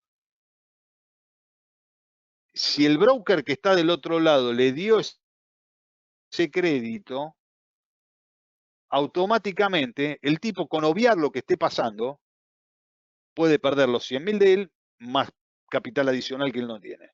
¿Qué es lo que le pasó? Ni más ni menos que a Rambo. Bien. En el casino termina una mano y preguntan, hagan sus apuestos, pero termina una mano. Perdiste o ganaste, te pagan o cobrás. O te sacaron la ficha. Pues lo mismo, te pagan o cobran lo mismo. Te pagan o te sacan la ficha. Eso quise decir. En la bolsa no. Sos vos el que, si estás perdiendo, tiene que terminar el negocio y tomar la decisión de dar la pérdida. Con lo cual ahí lleva la negación. Tipo que no quiere ver la comitente. Uy, no, me están rompiendo el orto, no quiero abrir la cuenta. Bueno, pasan esas cosas. Lo vi muchísimo en compañeros, en clientes. Che, ¿sabés cómo estás vos? No, mirá que si esto baja está complicado. No me digas. Claro, el tipo una negación total a la situación que tiene, ¿entendés? Hoy está mucho más controlado el tema de la caución, digamos, del tipo que toma endeudamiento y eso, ya prácticamente no se ve. Es decir, es mucho más sutil. No, hay otras maneras de apalancarse que son mucho más piolas. Entonces, pero esto existía, los que volcaban la comitente existen siempre, entonces, en ese sentido el casino sigue siendo mucho más benévolo, ¿no? Porque terminó la jugada y vos sos en el casino, se llama vos sos un perdedor activo, el término técnico. ¿Por qué? Porque a vos te preguntan, che, ¿seguís jugando? Sí, ¿cuánto? Y ponés la ficha. En la bolsa se llama vos sos un perdedor pasivo. Te están pegando y si vos no terminás la operación, te siguen pegando. Bien. Los participantes, entonces, esto es otro punto, pasamos con la simetría de información. Si ustedes creen que todos tenemos la misma información, es mentira. No todos tenemos la misma información. Normalmente cuando alguien le diga, che, viene bien tal papel, siempre les recomiendo vayan a ver el gráfico, porque se van a encontrar que cuando les llega a ustedes la información, el papel ya subió antes, y lo que están buscando es compradores para salir ellos. Esto me pasó infinidad de veces en la bolsa. Entonces, la simetría de información es un punto que es totalmente discutible de hace muchos años. De hecho, alguien ganó el premio Nobel por mandar esto de la simetría de información. Yo lo desconocía, yo lo vi por mi cuenta. Cuando llega a la tarde, ya lo vamos a ver cuando llega a los diarios o a la tele, José, no llegue todavía a eso. Ya me va a tocar. Pero bueno, digamos que muchos de los resultados a veces son autogenerados de acuerdo a la información que tenemos disponible y a las decisiones que tomamos.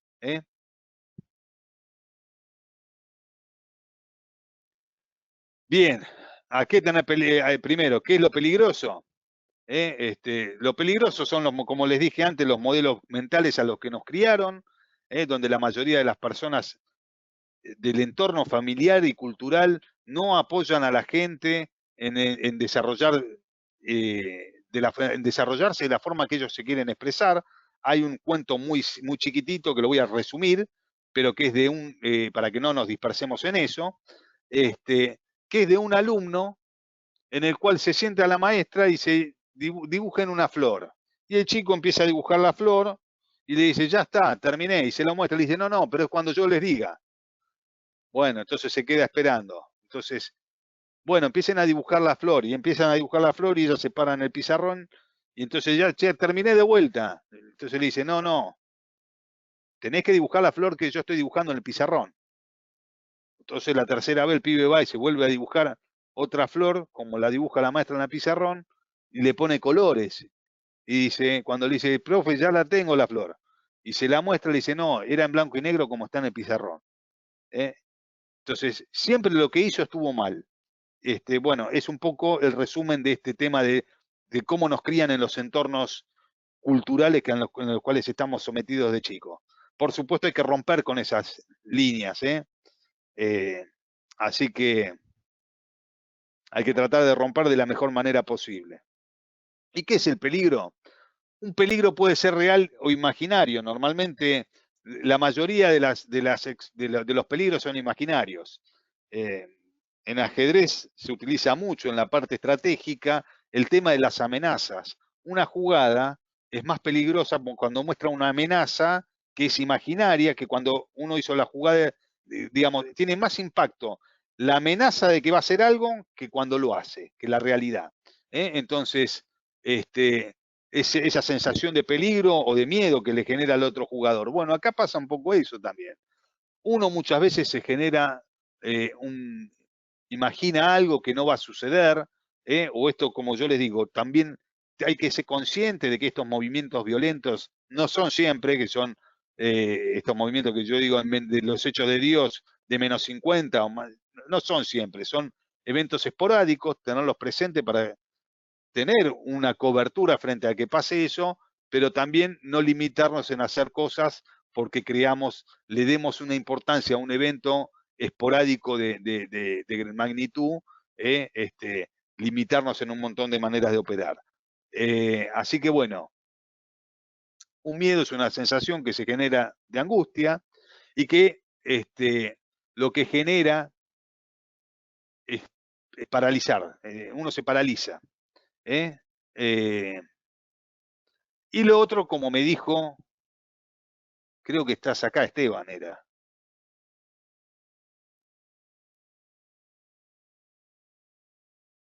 Si no me equivoco, era Esteban. Acá estoy. ¿Qué pasó? No sé si te suena esto. Creer que ocurrirá un hecho contrario a lo que se desea. Es decir, compré y bajó. ¿No era vos que me dijiste?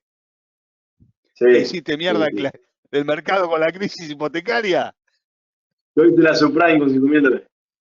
Yo le... Ahí está. Bueno, queremos Isabel. ahora vos hiciste la subprime, ahí tenés. El miedo puede ser un sentimiento desconocido que impulsa a creer que va a ocurrir algo contrario a lo que se desea. Tiene que ver con eso. Yo hice la subprime. Me gustó esa. Te la voy a poner en el próximo slide, te juro que va a estar. Yo hice la subprime. Está muy buena esa. Bueno, no funciona así, te aclaro, no funciona así. Bien, ¿cuáles son los miedos retomo? Los principales miedos del operador. Primero, perder dinero. ¿Y hay algo que es más humillante que perder dinero? Es no tener razón. La veía para arriba y el mercado bajó. Y me rompieron el orto, pero no me calienta la plata porque tengo revancha. Qué boludo, qué equivocado que estaba. Esa duele más. Pero yo digo ahí, por eso viene la frase, no quiero tener razón. O sea, no me molesta si estoy equivocado y gané plata. O sea que a veces la postura estratégica me permite que si yo estoy equivocado en lo que pienso, salí ganando plata. Y me voy contento igual.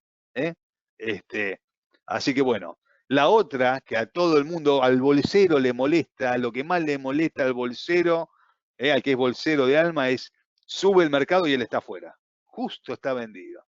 ¿Me entendés? Uy, qué cagada, me quedé afuera de un movimiento. Esa es la que le duele al bolsero. Bien, insisto siempre en esto. Si te quedaste afuera del movimiento de suba, buscá o empezá a analizar en qué momento va a saturar el mercado para armar cosas contratendenciales. Porque el mercado es esta dualidad de subas y bajas, ¿no? Entonces, se puede ganar plata para los dos lados. Ténganlo presente. Vamos a aprender a ganar plata para los dos lados. Y la otra es me quedé pegado, inmovilizado mucho tiempo. Quedé comprado en el 2018 cuando hago el análisis y en dólares me están rompiendo el orto. Me tengo que quedar quietito por bastante tiempo, o tengo que ir promediando y tengo que, digamos, eso es uno de los temores generalmente. Uy, va a pasar muchos años para que yo recupere esto.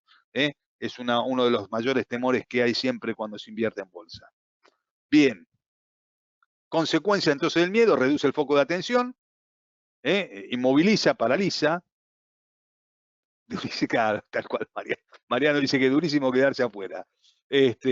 Bueno, todo es duro en la bolsa, quédate tranquilo que es todo duro. No, a ver, por eso, viste, es cuando vos aprendés que el camino, digamos, la plata más difícil de ganar está en la bolsa, esto de la euforia y la depresión, cuando ganás o perdés, se va. Y te cambia la dinámica de cómo ven los negocios. Y lo otro que pasa con el miedo, bloquea los pensamientos de posibilidades de información que te da el mercado y no te deja operar. Por ejemplo, lo de los pibes, yo me acuerdo la última, la más reciente, lo de los pibes post-paso, mientras ellos estaban cagados porque estaban volcando sus comitentes y no sabían cómo, digamos, son momentos muy complejos. El que está dentro, digamos, adentro de la cagada, ¿no? El que está dentro de una cagada donde el mercado te está sacando de la cancha, tomar decisiones de cerrar tu posición, tomar la pérdida, quedarte afuera por mucho tiempo, como le ha pasado a estos pibes, es duro psicológicamente, ni estás pensando en qué posibilidades de información te da el mercado en ese momento. Esa es la ventaja cuando uno tiene la mente libre y te sentás a ver qué te ofrece el mercado. También me pasó una anécdota ahí. Yo me había ido con una estrategia alcista en Petrobras fuimos a dar un curso al interior a Mendoza con el profe Fedio. En la primera semana, a mí me toca la segunda, y yo me fui el viernes, me armé unas operaciones alcistas en Petrobras. Claro, y doy el lunes la clase y Petrobras, yo había pagado $1 una estrategia para 4 y valía 2. Y el lunes después de cierre, doy la clase el martes, miento, el martes doy la clase y cuando miro el post cierre, 16% abajo. Dije, acá pasó algo. Ahí está, 40 arriba. Bueno, dije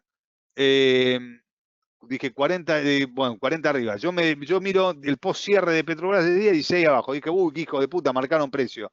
Miro otro papel y miro Bradesco, 16 abajo. Miro otro papel, 16 abajo. Dije, uy, debe haber quilombo en Brasil. Ni me fijé qué pasaba. Al otro día me levanté a la mañana, me fui a un bar y yo ya sabía que ese día iba a haber determinados negocios de arbitrajes, que lo van a aprender en la última clase, que se dan cuando vienen los movimientos muy bruscos. Entonces, esa estrategia alcista que estaba totalmente limitado a lo que uno podía hacer, terminó siendo el 10% de la ganancia que dejó el día ese que se movió. Es decir, el riesgo que yo tenía representaba el 10% de la ganancia que había obtenido el día del 16 de baja, post 16 de baja, ¿no? Es decir, el día miércoles, cuando me senté a operar. Y lo segundo que hice, cuando terminé de aprovechar todos esos negocios que se habían producido, lo que hice fue ver cuánto valía esa estrategia que yo había pagado $1, bueno, y la desarmé con 1.10. Quiere decir que recuperé mi capital para en otro momento volver a estar, digamos, yo cuando es así, digamos, recupero los soldados porque ya está, ya gané.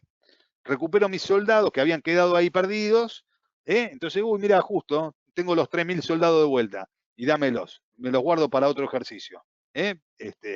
Entonces, bien, estábamos hablando en otro momento del país, valía otra cosa las cosas, eran 3.000 pesos que eran $2.000, una cosa así.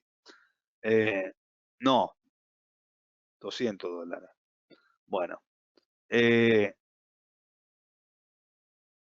bien, así que siempre digo, si uno tiene medido lo que puede perder, no te calentas. Digamos, podés buscar negocios en el mercado porque hay un montón ese día. Bien, esto. Y acá está Alexis, este es la que me decías. Entrá, Esteban, no me mandes privado, entrá y preguntá. Te voy a hacer una pregunta. ¿Cómo hace uno Sí. que está en una posición muy de frente, ya con pérdida fuerte, es decir, para buscar opciones? Si ya está totalmente perdido, vos decís, por ejemplo, cayó 50%. ¿Vos qué decís? ¿Buscar opciones con ese 50% que te quedó? O sea, No, ponele. Primero ya ahí tenés mal planteada la estrategia. Yo te voy a demostrar que lo que hiciste es digamos que vos, si compraste opciones y estás 50 abajo, es porque compraste opciones de frente. De frente quiere decir que compraste solamente. No acciones. Por ejemplo, tengo una acción de 100 pesos, después de las pasos algo trágico, ahora valen 50 pesos. Ya está. Sí. ¿Vos qué recomendás? Entonces, Esos 50 negocios con esos 50 pesos que te quedaron, digamos.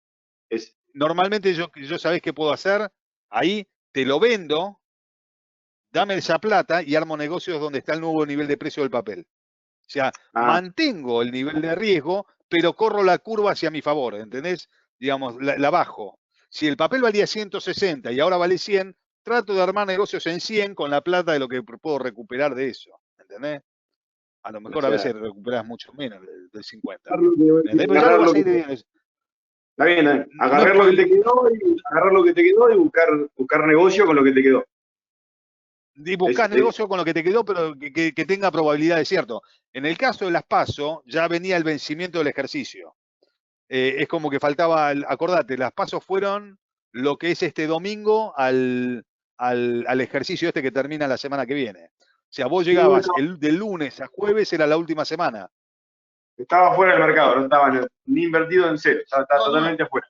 La vida es fuera. Bueno, yo también, por eso te digo, yo el lunes me senté a operar directamente, a ver qué negocio había, ¿entendés?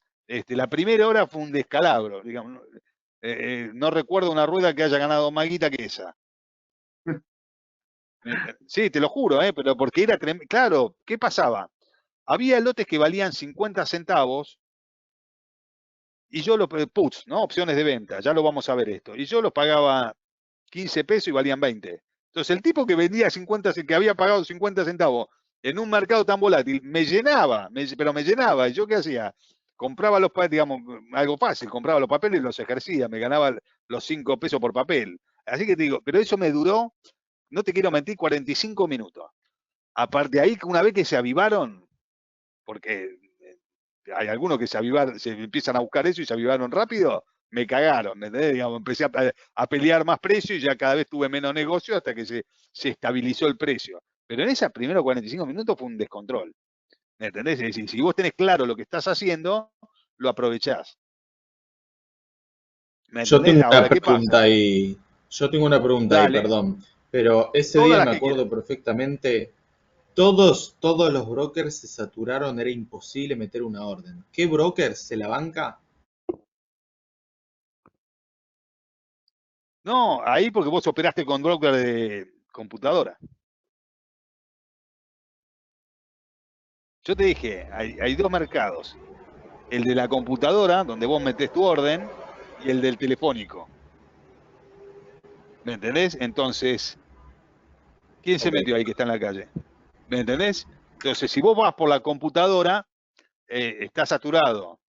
Ahora, si vos vas por el telefónico también estaba medio saturado, pero yo soy un tipo que yo en ese momento operaba solo para la oficina. Es decir, no atendía clientes. Entonces, y te puedo asegurar que no atiendo a un cliente si yo veo ese negocio, ¿eh? Olvídate, te dedicás a buscar negocios. Claro, pero no son negocios para cualquiera de nosotros que no está ahí en la mesa. Es No, para el pibe que está en la mesa, ¿entendés?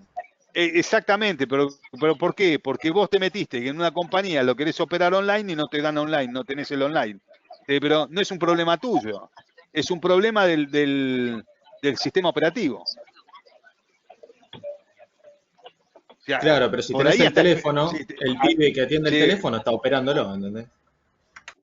ya, bueno, por eso después hay que ver si te da bola, pero claro, es un negocio del operador, neto. ¿Me entendés? Es verdad. Pero no lo aprovechan todos los brokers, ¿eh? ¿Quién abrió el micrófono? No, yo te iba a hacer una preguntita. Dale. Porque consulté por escrito a través de mensaje, digamos, a Bull Market, donde tengo cuenta, y me Sí. dijeron claramente, no, tenés que llamar a un 0800 opción 2. Bueno, chao. No es la idea, o sea, yo no puedo andar esperando 15 minutos que me digan, usted es el número 3 de la fila, ¿no? Si yo no mando un Bueno, WhatsApp y me lo contestan con un cierto, ¿no? Me parece. ¿Vos tenés algún tipo de total. broker o una lista de brokers que son más recomendables que otros? Yo sé que es difícil hacerlo, porque vos todavía no Normalmente estás operativo, si no, me no, anoto ya con vos.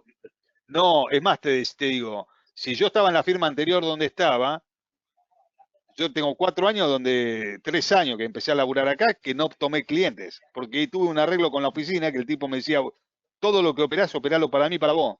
¿Entendés? Entonces no quería que traiga cliente, ¿por qué? Porque me decía, para no generar conflicto de intereses, ¿entendés? Claro, Pero sí, sí. sí, a ver, normalmente yo recomendaba a algunos, gente que yo laburé con ellos como servente, ¿me entendés? Digamos, Excelente.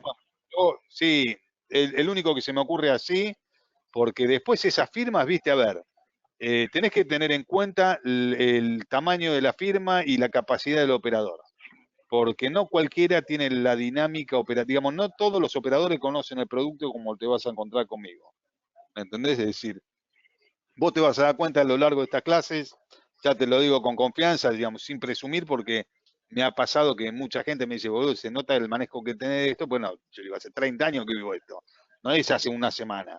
Entonces, te va a costar mucho encontrar un tipo que entienda muy bien lo que estás haciendo o lo que vos querés hacer.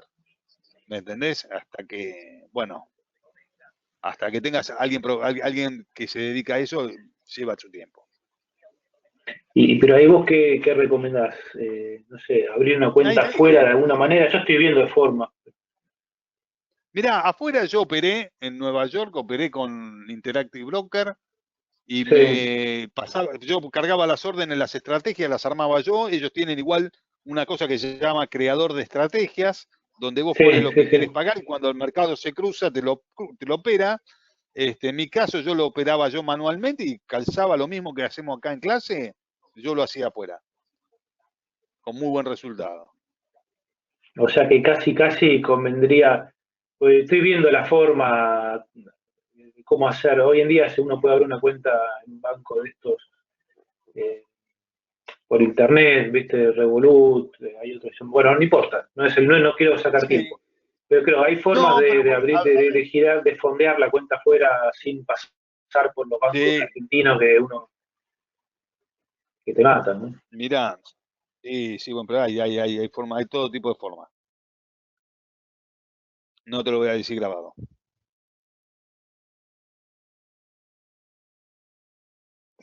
¿Me escuchaste? Hola, hola, ¿se me cortó o no?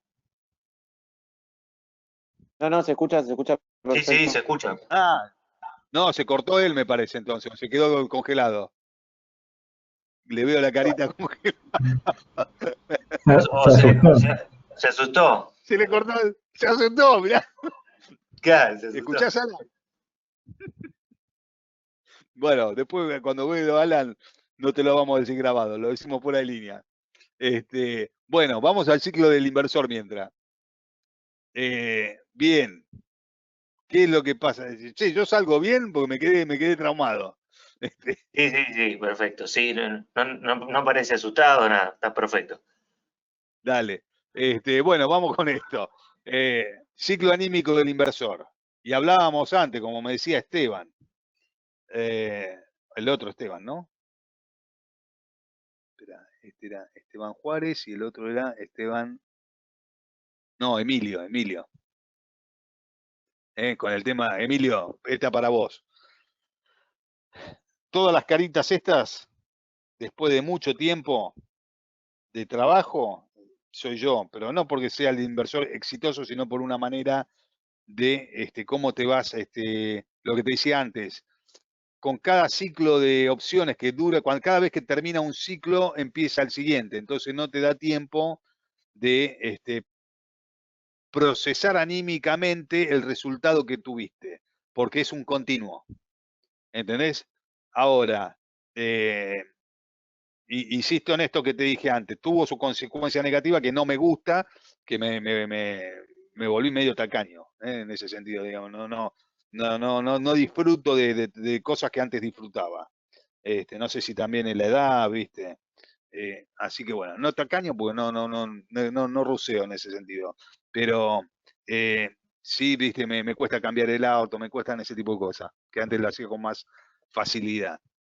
Bien, normalmente la gente que viene de afuera arranca con un nivel de optimismo, compran, nos va a ir bárbaro, se manejan uno con otro, dale que esto explota, nos va a ir bien, viene la excitación. Esto es lo que yo les decía, esto lo vi mucho con un grupo de muchachos que eran comerciantes o eran corredores de comerciantes en la década del 90, en la misma época que coexistía. Sí, nos dimos cuenta, Alan, quedaste con cara de susto congelado. Así que bueno, sigo y después te cuento. Yo lo que te decía es que Sí, sí, no hay hay maneras, problema. pero no te lo voy a decir grabado. ¿eh? Sí, no, me Eh, imagino, sí, no hay problema. ¿No? Dale. Entonces,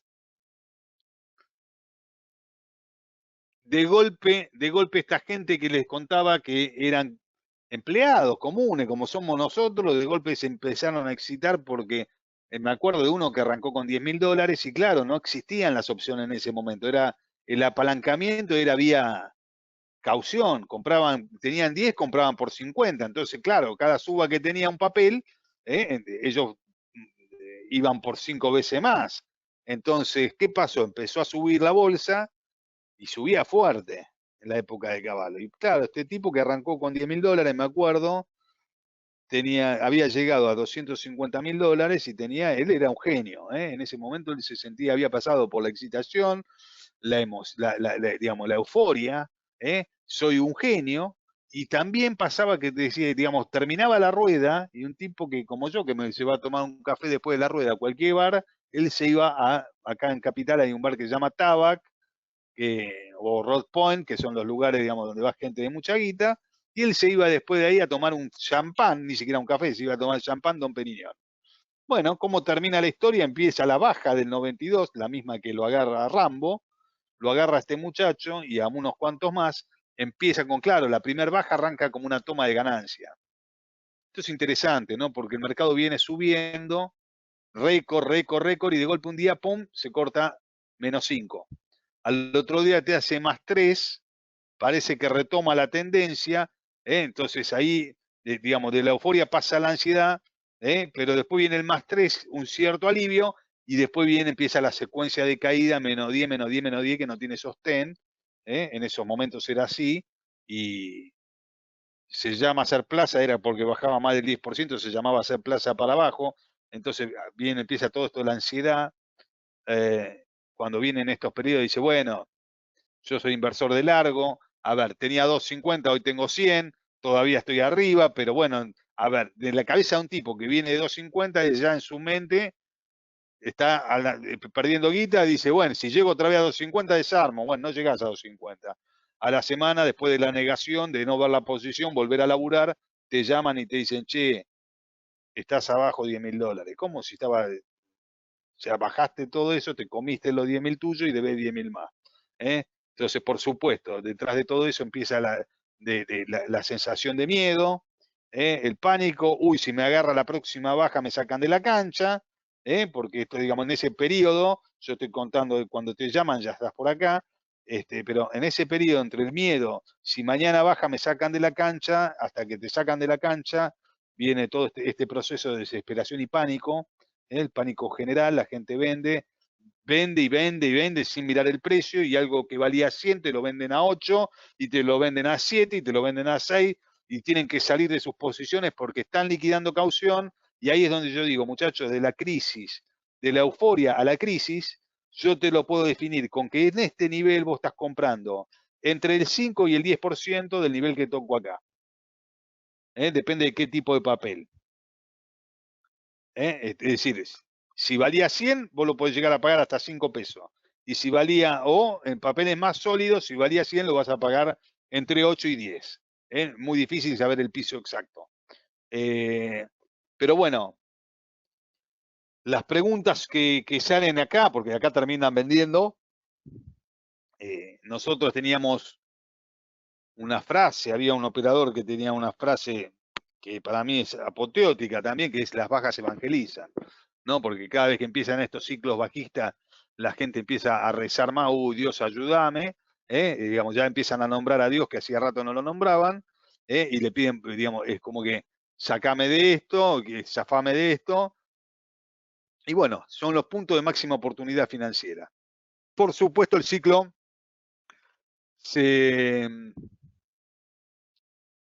digamos, se retroalimenta y arranca, digamos, de un nivel de decepción. La bolsa es una timba, la primera expresión que aparece, esto es una timba, qué boludo, yo me metí en esto que es una timba, no lo pensaste cuando estabas acá arriba, ahora acá es una timba, y volviste todo, bueno, viste, después viene la depresión, me parece que sí, estás vos con problemas de internet, Alan,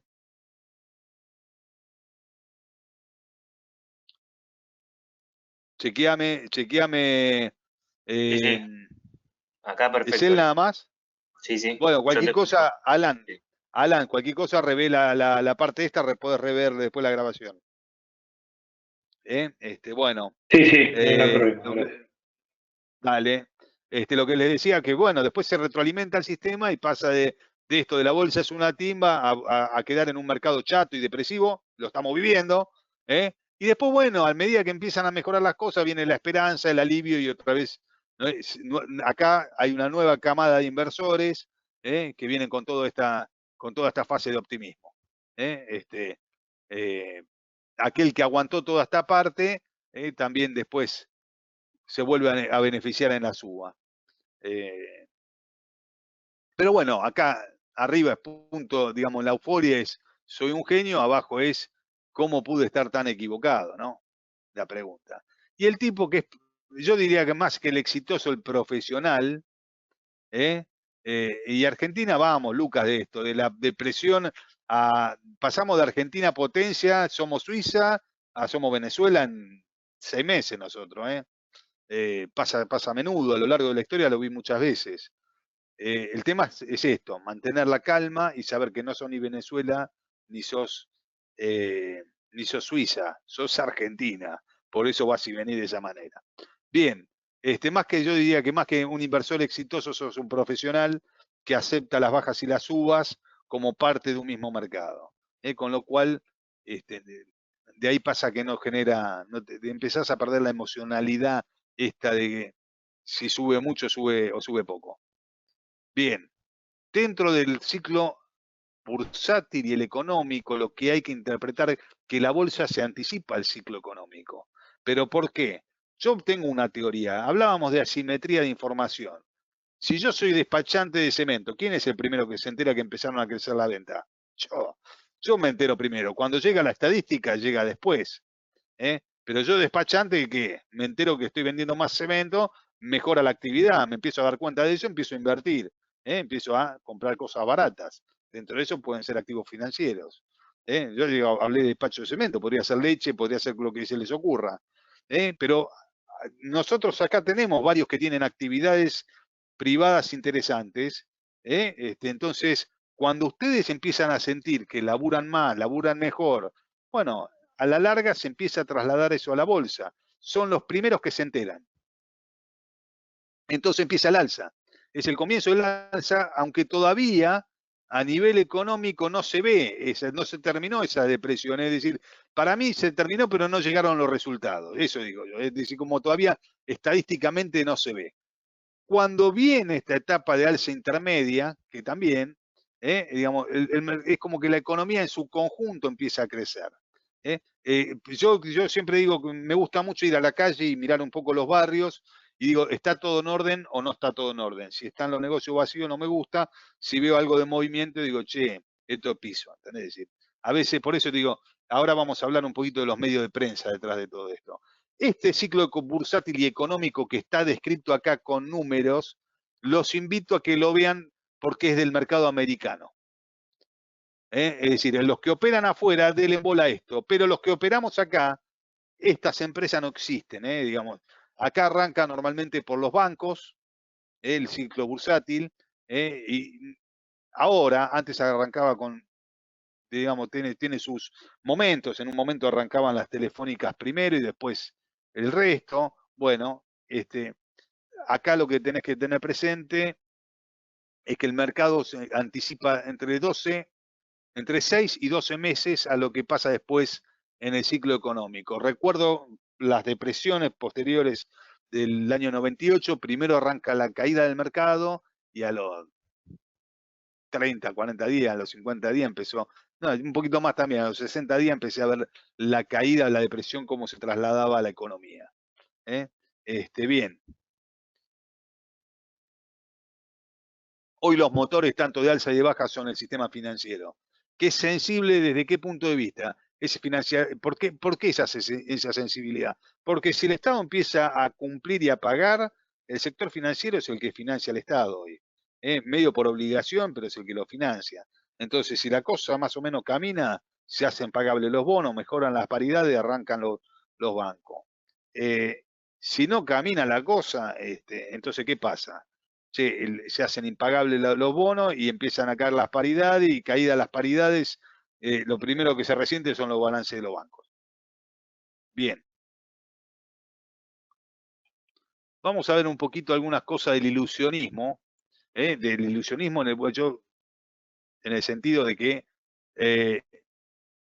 muchas veces creemos que es una cosa y es otra, nos muestran una cosa y es otra, no como los magos, el ilusionismo desde los magos.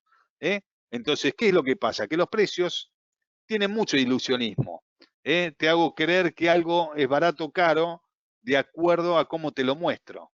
De que algo es crack o es euforia de acuerdo también a cómo te lo muestro.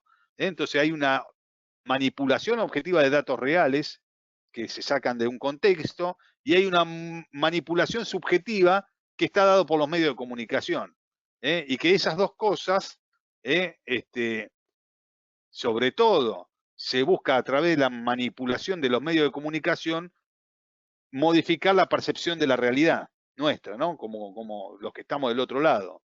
Entonces, eso sumado a nuestra manera en que somos criados de cómo ver el mundo, tiene un poder psicológico profundo, ¿no? Y muchas veces no nos permite tomar ventaja de las oportunidades. Por ejemplo, me acuerdo prender la tele y que era el dólar, el dólar, el dólar, el dólar, el dólar. Y vos decís, che, si no compro dólares soy un boludo. 200 pesos valía. De entre comillas lo pongo porque nosotros hablábamos con un colega que era carísimo. Pero, a ver, una cosa es conocer cómo trabajan los medios y otra cosa es la gran mayoría de las personas que no entienden cómo trabajan los medios, que están pagados para que nos tengan frente a la pantalla, y le das valor a la palabra del tipo que está del otro lado de la pantalla. Le das un valor que, como yo le decía, es como cuando te metes en el foro y le das valor a la opinión de Juan 23 como si supiera más que vos. Y a lo mejor sabe mucho menos que vos. Y lo que hay que entender es que el tipo que está en el medio de comunicación tiene un interés. A partir de que uno entiende que el tipo tiene un interés, va a entender que lo que dice está direccionado. Bien. En la teoría cognitiva, sobre todo en la década que arranca, esto arranca en la década de los 70, pero después, llegados más al 2000, se desarrollan, toma fuerza todo lo que es la economía cognitiva, trabaja mucho con esto que se llama la ilusión de Müller-Lyer. Hay distintos tipos de objetos que te lo muestran en distintas posiciones y generan distintos efectos visuales, pero básicamente yo elegí esta que es fácil de interpretar y uno puede ver claramente que la línea de arriba parece más corta que la línea de abajo, ¿no? Sin embargo, las dos miden lo mismo. Simplemente por cómo están acomodados los extremos genera una ilusión. Incluso uno conociendo cómo funciona la ilusión de Müller-Lyer, no deja de ver la línea de abajo como un poco más larga. Entonces, sabiendo que son las dos iguales, vos decís, nada, no puede ser, y la medís. Para que sea una idea, yo acá dupliqué, así que son iguales sí o sí. Pero bueno, la tentación de desconfiar siempre existe. Entonces, no todas las ilusiones son visuales, también hay ilusiones cognitivas. Y acá traje un ejemplo cortito de una ilusión cognitiva, lo voy a explicar rápido para mostrarlo en un ejemplo, después el que quiere lo lee bien. Pero una ilusión cognitiva, fíjate que esta la saqué porque me gustó, digamos, es confusa desde el lugar de cómo está expresado verbalmente, porque son millas por galón, y no son kilómetros por litro como nos manejamos nosotros, pero lo podríamos cambiar. Y lo voy a contar rápido. Son dos conductores, Juan y Jorge, que viven en México, harto de los gasolinazos, son los paros y las subas de precio de la gasolina. ¿Qué es lo que hacen? Deciden cambiar sus vehículos para ahorrar una moneda. Entonces, Juan cambia su auto que recorre 12 millas por galón por otro poquito más eficiente y que hace 14 millas por galón. Entonces, Jorge tiene un auto que recorre 30 millas por galón y lo cambia por otro de 40 millas por galón. Cuando vemos estos datos decimos, Jorge hizo un mejor cambio porque ahora recorre 40 millas por galón, antes recorría 30, el otro 12 contra 14, es muy poca la diferencia. Sin embargo, cuando se profundiza un poquito más en el análisis y se lleva a la parte aritmética, entonces se parte de un supuesto que dice que ambos viajaron durante 6 meses la misma cantidad de millas y vamos a ver quién ahorró más de los dos, quién ahorró más plata. Claro, a simple vista sigo pensando, si el otro recorría 30 por galón, ahora recorre 40 y el otro 12 a 14, Jorge sigue siendo el que gana. Bien.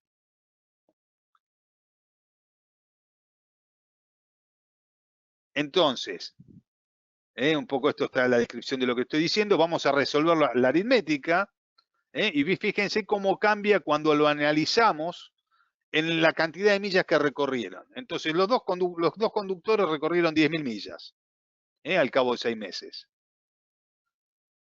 Juan, que era el que tenía 12 millas y pasó a 14, disminuyó su consumo de gasolina de 833 galones a 714. Ahorró 119 galones en todo el proceso. Y Jorge disminuyó su consumo de gasolina de 333 a 250 galones. Solamente ahorró 83 galones. Entonces, si ignoramos, así como en la ilusión de Müller-Lyer, uno tenía que medir las dos líneas para darse cuenta que las dos miden lo mismo, si acá ignoramos el cálculo aritmético visto desde el lugar de la cantidad de millas que recorremos, vamos a pensar que el que pasó del auto, Jorge, que había pasado del auto de 30 galones a 40, era mucho más, había ahorrado mucho más guita que Juan, que pasó del de 12 a 14. Entonces, a esto se le llama ilusión cognitiva. Ahora, digamos, el que quiere después ahondar, acá está el cálculo, el cálculo aritmético que se hizo para llegar a lo que ahorró cada uno. Pero es una técnica que usan la industria automotriz para vender sus autos, para decir que es más eficiente o menos eficiente su auto. Ahora, esto es importante, que por mal, digamos, de mala suerte, la ilusión cognitiva es mucho más común de lo que uno puede presuponer, ¿no? La parte óptica es mucho más fácil de ver. Nosotros vamos a trabajar, cuando veamos la parte yo se los voy a mostrar cuando les demuestre si es mejor comprar una opción o armar una estrategia. Vamos a trabajar con el cálculo aritmético y con la parte visual, y van a ver cómo una cosa engaña. Cuando uno va a la parte aritmética, logra la eficiencia de la otra. Entonces trabajamos para desmistificar esta ilusión cognitiva. ¿Por qué? Porque no hay manera, está comprobado que no hay manera de evitar una ilusión cognitiva, y la única manera que proponen los tipos que saben, por supuesto les aclaro que yo hacía la comprobación antes de investigar esto, pero me pareció interesante resaltarlo, porque la única manera que aprender que hay de saltar estas ilusiones cognitivas es desarrollar el autoconocimiento, aprender a cuestionar las decisiones y tener cuidado en las decisiones importantes, y hacer las cuentas. Es muy importante hacer las cuentas. Y lo otro que hay que tener cuando operamos en bolsa es ser escéptico, no creer en nada.